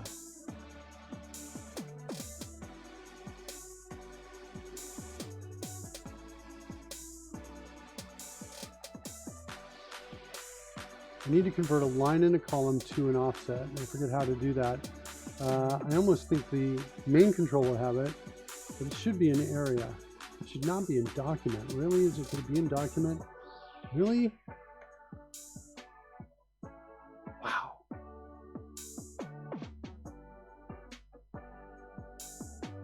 All right. End position dot location. All right. So there's my offset. That's what I got to do. I had to bump it up to the document. Weird, but okay. I'll take it. All right, so get line left of is there. Let's declare local for that. And then basically what I want to do here is I want to say, hey, if line left, if it's basically null or white space there, then I want to take my end line and I want to subtract something from it like that. End line minus minus.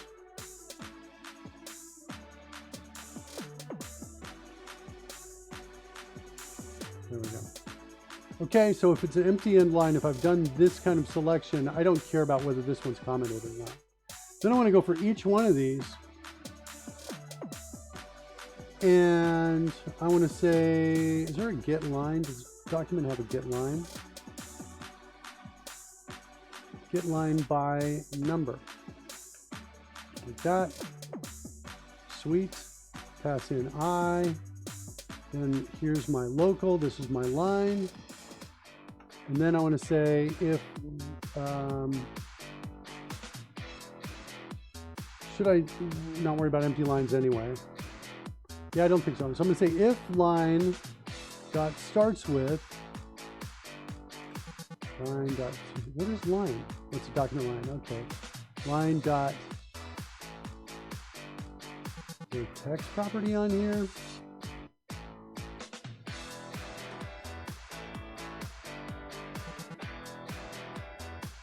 I bet it's in document.getText. I bet it's text area.document. Is there a get text in here?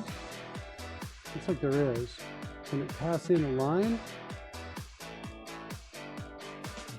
Well, I've got an offset and I've got a line.link. Okay. So that's the line. We'll just do this. We'll type in line text. We'll say if line text dot starts with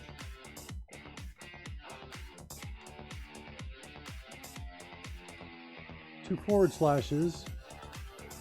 If it doesn't start with that, then we're going to return false. If we get down to here, we're going to return true. I think that's it. All right, let's look at that. Let's step through that. So we set next statement here. Where's my using directive?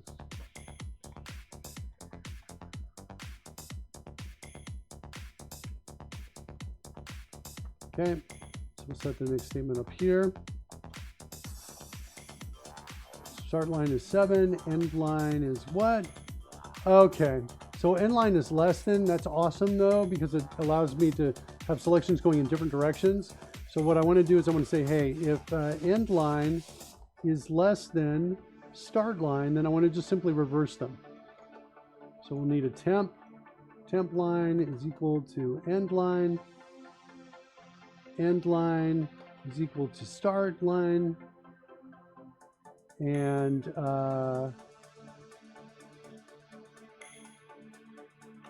start line is equal to temp line. Let's make that temp end line. Maybe make it save end line like that. Save end line is equal to that. End line is equal to start line. There, we've swapped them. All right, come back up here again. So there we go. There's my 1 and my 7. And now end line is now 7 and start line is 1. Good, so we've got 7 lines. Line left is empty. Look at that. So if that's the case, we're going to only look at 6 lines. Cool. We're going to go through each one here. Oops, I'm hitting F9. I want to hit F10. All right, there's my document line. There's the line text. There it is. If it does not start with it, and it does not, we're going to return false. Cool. We got a match though. We got a match. What's my shortcut binding here? We already invoked it actually. Holy cow. Did something happen here? I should have had a breakpoint here. Let's come back up here. Set next statement. What are we invoking? What's going on?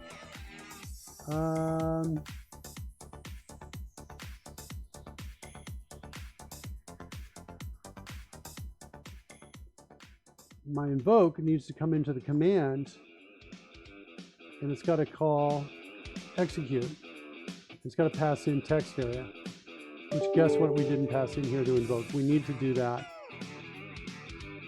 Let's do this instead. Let's create a new method because we're doing edit and continue right now. Execute, command. You pass in the text area.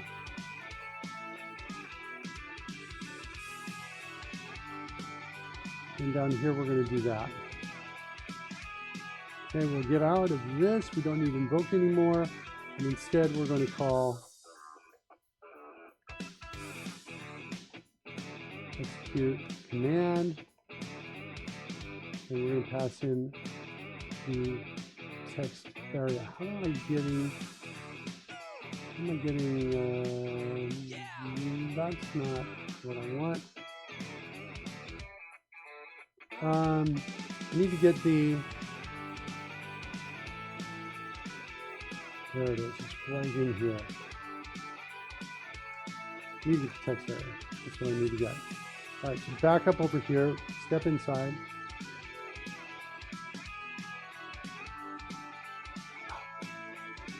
Okay.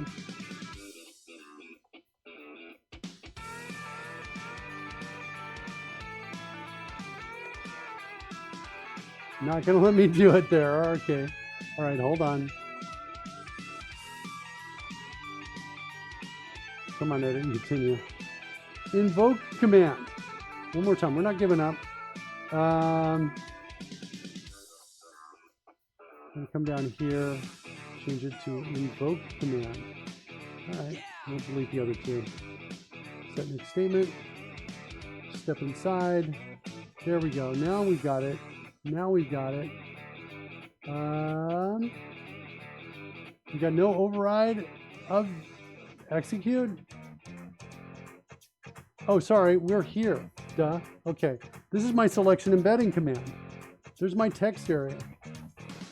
So I need to essentially get the same range that we got before in our context that we were looking at.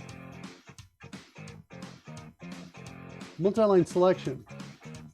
I need this code. I need code that looks like this. So let's come down in there. And we're going to change this up.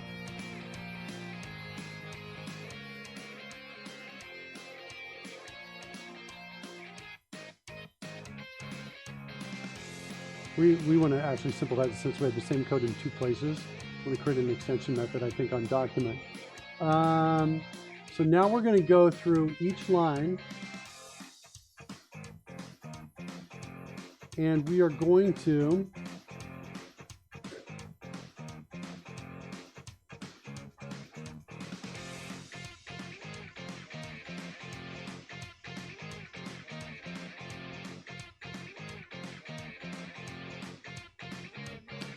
what do I need here? Insert.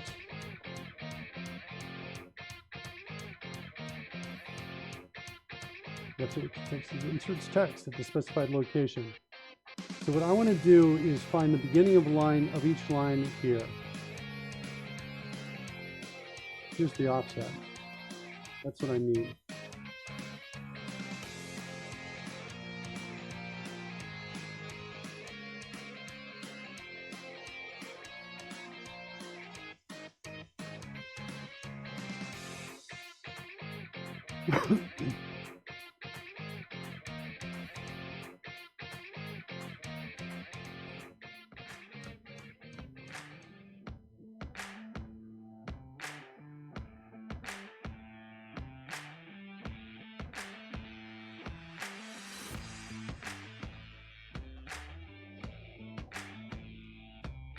I want to go look at my text document extension methods.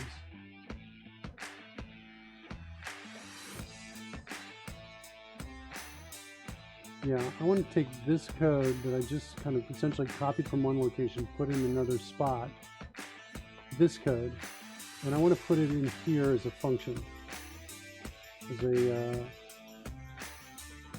static method.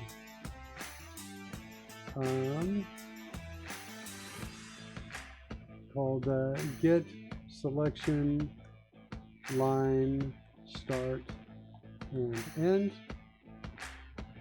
Get selection line bounds, and that's going to be public, and it's going to take or it's going to return an int. It's going to be our start line, and there's going to be another int over here called our end line. These are both out parameters.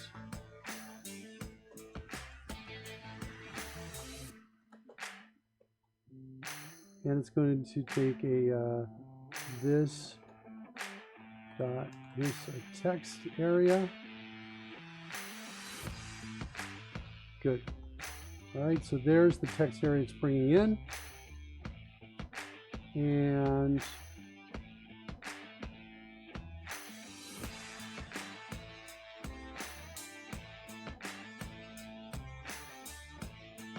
whoops, hold on. I need to give it variable name here, text area. There we go, that's what I need to do. Okay.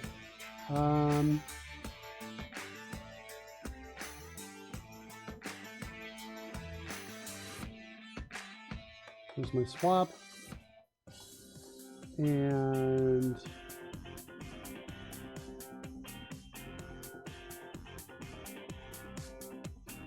let's simplify this code a little bit. Let's introduce a local for all occurrences of document.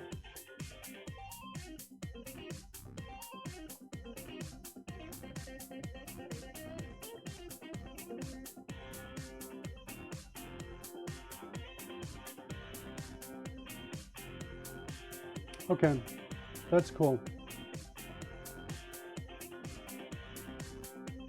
I'm just going to call it get selection bounds. Okay, so now what I want to do is I want to say text area dot get selection bounds.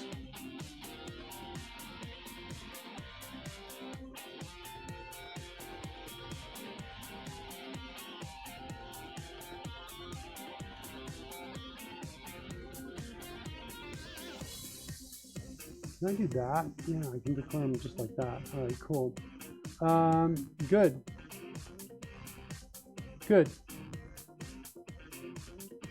Much better. I also want to go to the other place that I copied this code from here.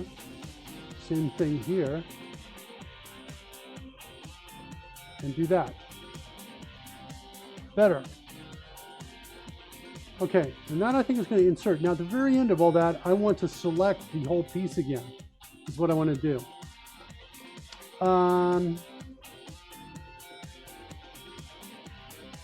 So let's do that. We need to find the end offset position in there. So I think it's a document.get offset. Isn't that what we get offset? Is that right?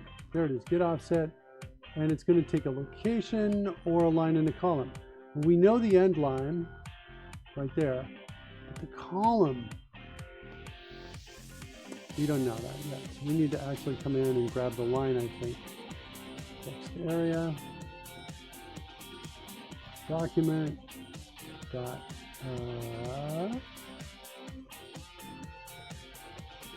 Get line by number. And so that's going to be the end line. We just need to find out how long that end line is. And here's that line. And document line. Like this. And we need to get. Do we have the offset? What do we have inside of here? The end offset. Sweet. Okay. So we've got now the end offset, and our start offset isn't changing. So we want to say text area dot select. Is there a select method? No. Selection equals. Can we assign it? Yep, we can assign it. Okay, so new selection. No parameters.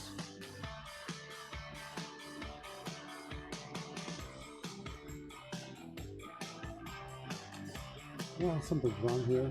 What are we looking for?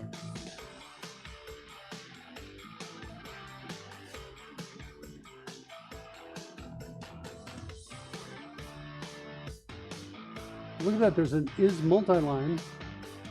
That's, we can simplify some other code.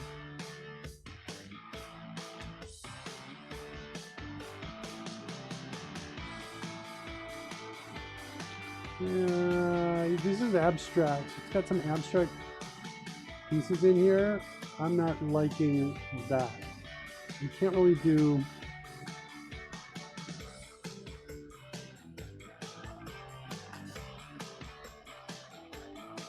What derived types do we have? Simple selection. Okay. What do we got here? Do we have an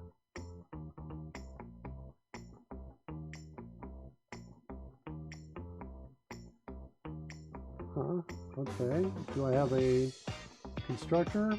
Let's go see if we can see a constructor. What do we got now? Nothing? Simple selection is not visible here.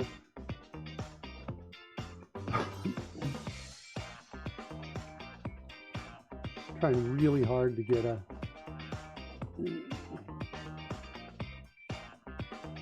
I don't understand why selecting is so hard. Did you put it access in document? No. Yeah, it should be in text area.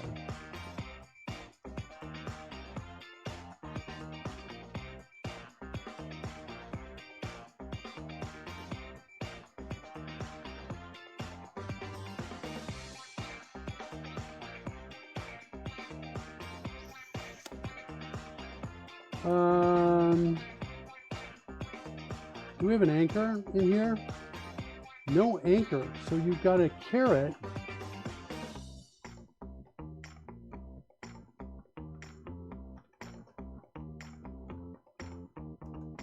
What if instead, there's probably a method here.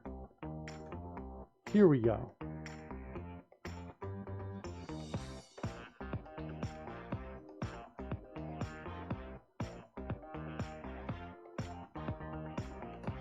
Text view position, I don't want that.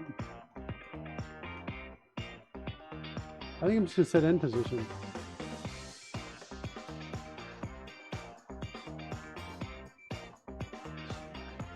view position.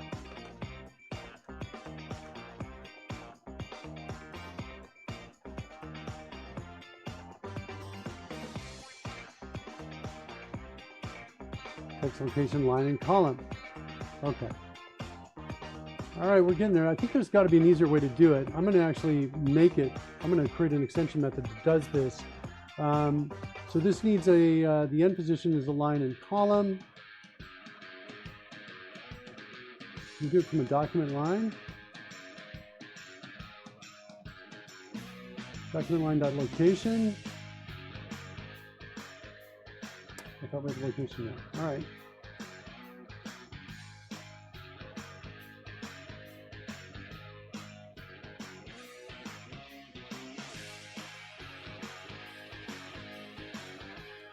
There's my end offset there. So there's my end position. Oh, what's going on now? I can't assign it? Oh, gee. Let's go.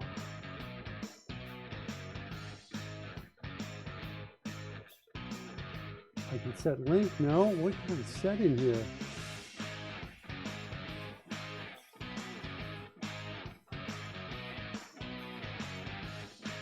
There's a create call.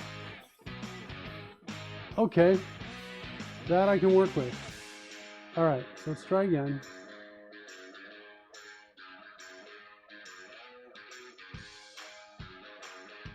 Uh-oh, why don't I see create? It's oh, it's static.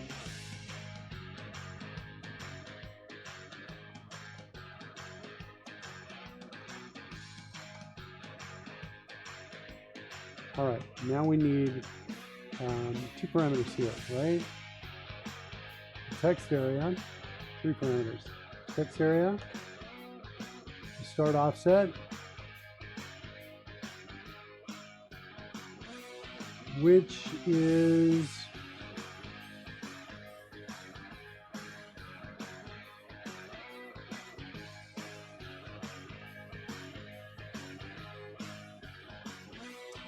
we need to get the offset, start offset. So let's put it here, start offset.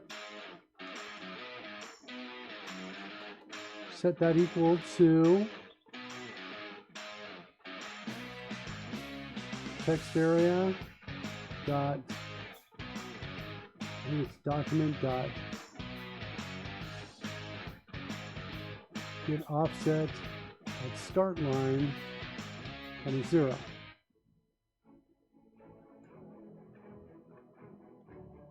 Okay, there's my start offset. Down here in my selection, a lot of work to kind of figure this out. There's my start offset, my end offset. I think that's going to do it. Let's see what happens.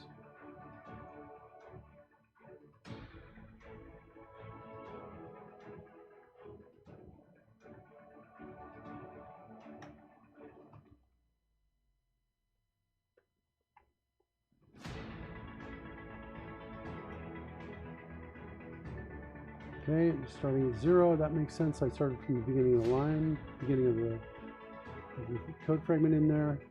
Looks like we're inserting 1 at offset 0, 1 at 53. Oh, we might be corrupting. We should be doing this in reverse order.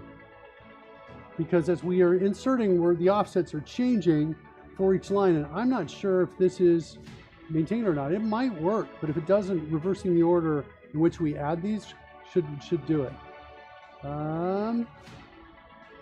Let's see what happens. Let's run it.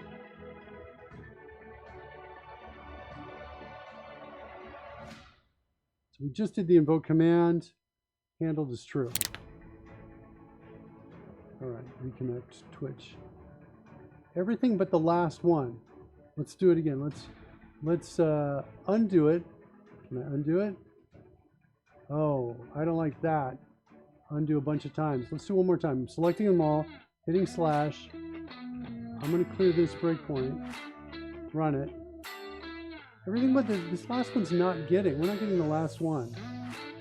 Let's figure that out. Get selection bounds is what I think we want to be looking at. slash.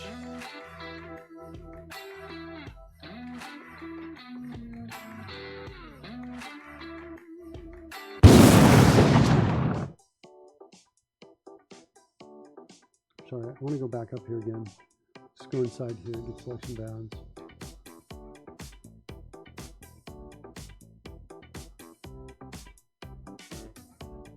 So line left, get line left of this location.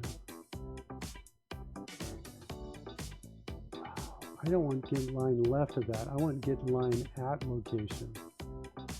Hold on.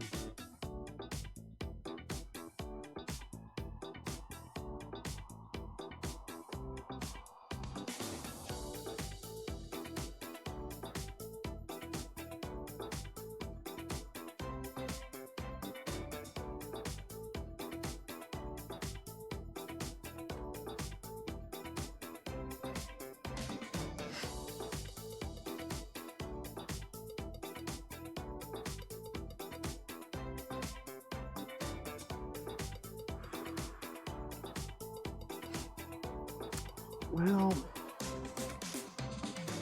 the offset should get it should be correct if that end position is right. The end position's location, the end position says it's line 1, column 1. Oh, because we didn't switch end position and start position.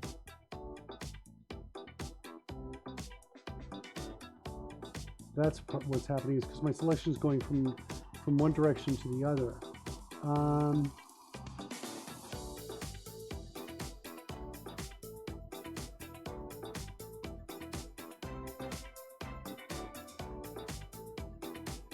I think what we need to do is then come in here if we need to swap, and we need to say this is equal to selection at start position. That's a way to fix it. Let's see if that works.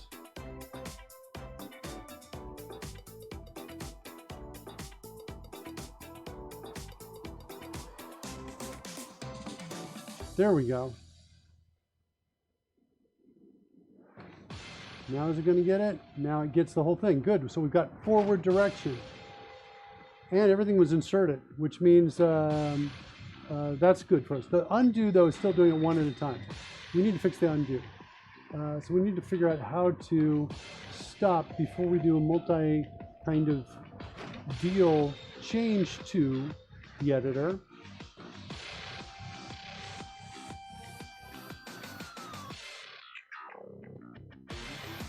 Okay, selection embedding piece. I want to put my prefix here. I'm not at a breakpoint yet, so let's do it again. Slash, alright, so here I want to change this to my prefix. It should be the double slash forward. Good. Here's my prefix on selection embedding. I need to tell it we're about to modify. And there's got to be something in here. There might be something on document, undo, stack, dot. I'm looking for something that basically says we're about to do a whole bunch of undo operations in a row. Start undo group.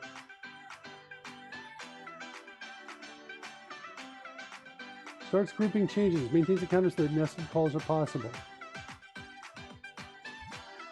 The descriptor. All right, cool. That's awesome. Now I want to group all of those changes, and I guess I can group all the way to the selection. Finally, hit the letter F, so I got a finally in there, and then come down here, and there's probably like an end undo group. Nice. Good. Okay, cool. Love it.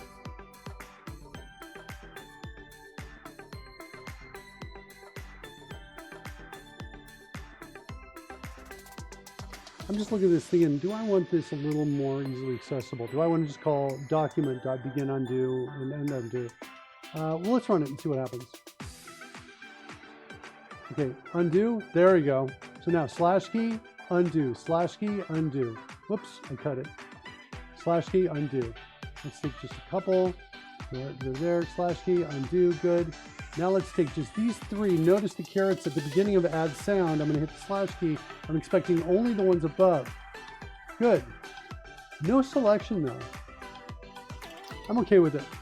It's minor usability issue. And like I say, I just want to be able to quickly come in and comment out a bunch of these like that. Now I want to be able to hit the slash key. The other thing I want to show you is that if I hit slash key here, everything should work. It's not though. So I can stick in one parameter name number, actual value was 0.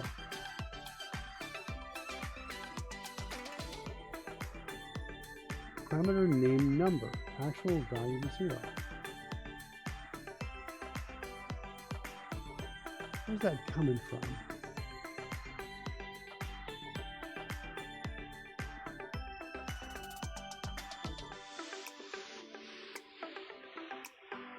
Let's look here. That's where I'm expecting this to kind of be. Let's run it. Code completion.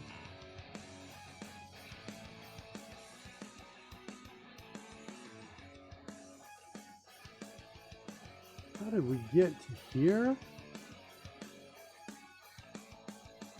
Float player text spell name? Is there a problem with the code?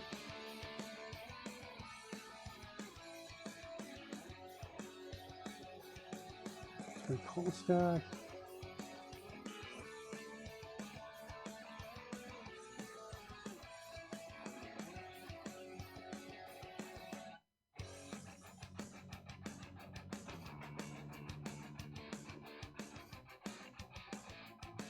This we got a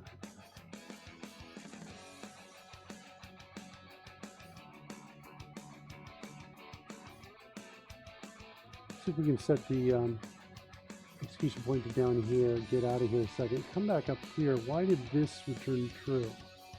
Should complete. Oh, because I did the slash.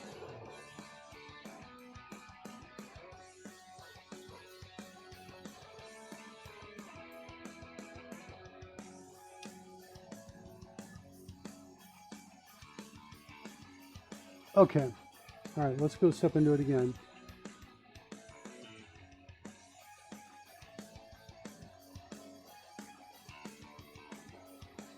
So the problem is down here in get files to see we hit a slash, so we're trying to see if we can see the pieces before. And I think that's what throws the exception. So I think what I want to do here is I want to select the whole thing, hit the letter C and put it in a try catch, like that. And then now I want to come in here and I want to say return null. Like that.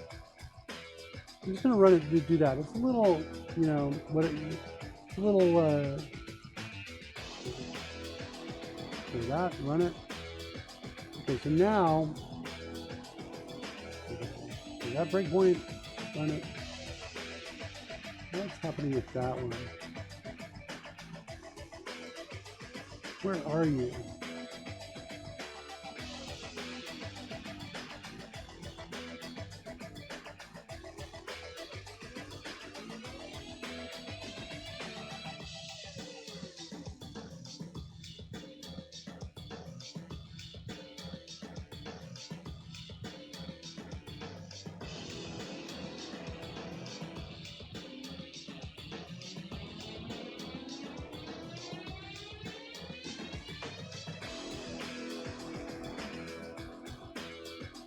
See if that gets it for us. Here we go. Get selection bounds.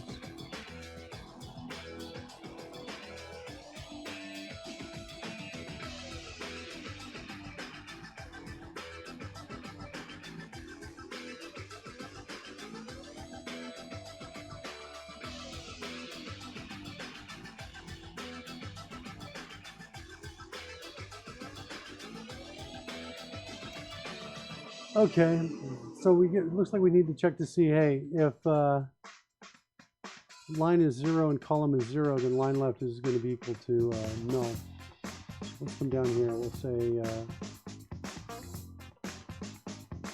if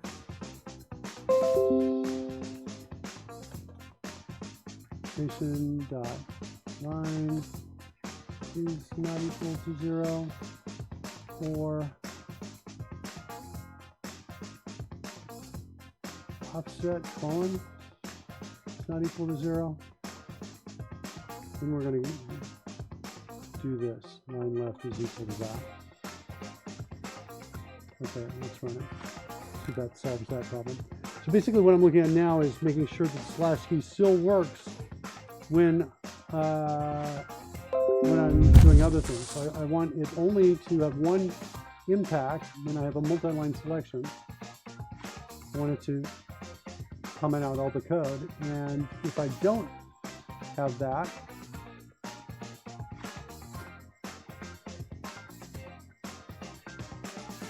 if I'm just out here, I want to be able to type it all I want, like this. Now we do notice that we are getting this true here. So it looks like we still have a place where this is coming up true no matter what. We need to kind of take a look at that. That looks like there's some additional stuff that needs to be done there. But now we have a different behavior when I type the slash key here. And now I want to do the other one, the undo of this. So when I hit this and undo it, I want to come in and do the opposite of what we had before. So we have selection embed. Selection embedding, which is looking like this in its execute. And we want something similar in selection.trim. So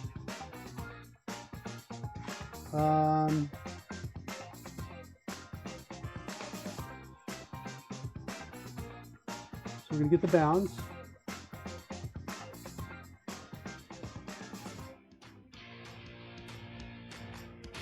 Start the undo group, go through the lines. Here we're going to say document.remove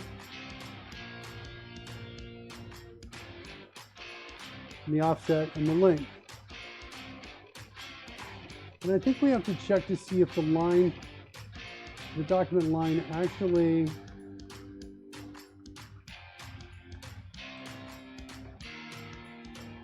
get text.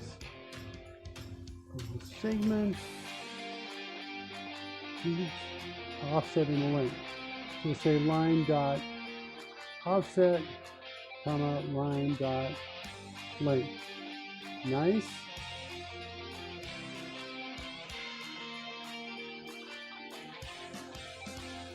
Okay. And now we want to say, hey, if line text dot starts with prefix, then we want to remove. And I'm interested to know if this still works going forward, because we might want to reverse this as well, because when you're modifying and making changes, you go through. All right, so let's run it. I think the rest of the code will all work. Let's see what happens. Looks like it worked. Do it again. Slash comment slash to uncomment. Slash comment slash to uncomment. That's what I wanted to build. With a single undo, right? Control, Control Z, Control Z, Control Z. Come back. Sweet! Alright, that's the show, kids. Let's go raid you out to somebody else out there in the beautiful Twitch world. Let's see who's out there.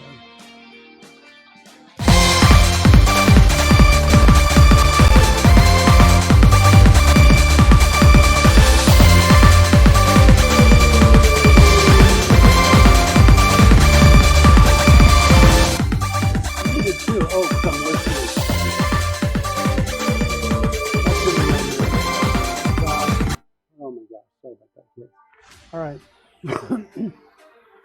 Where's my raid button? Where's my...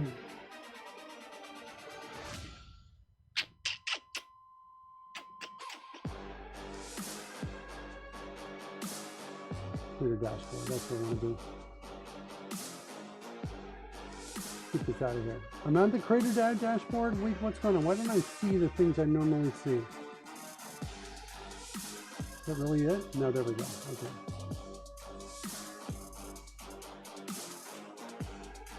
What do we got? Instafluff, he's been streaming a long time. Ball Builder, let's send you over to Michael Jolly. Instafluff's been streaming for hours this morning, so he's probably going to end soon. I'm going to send you to Ball Bearded Builder, starting the raid. Tell Michael Jolly I said hi. Thanks so much for being with us, kids.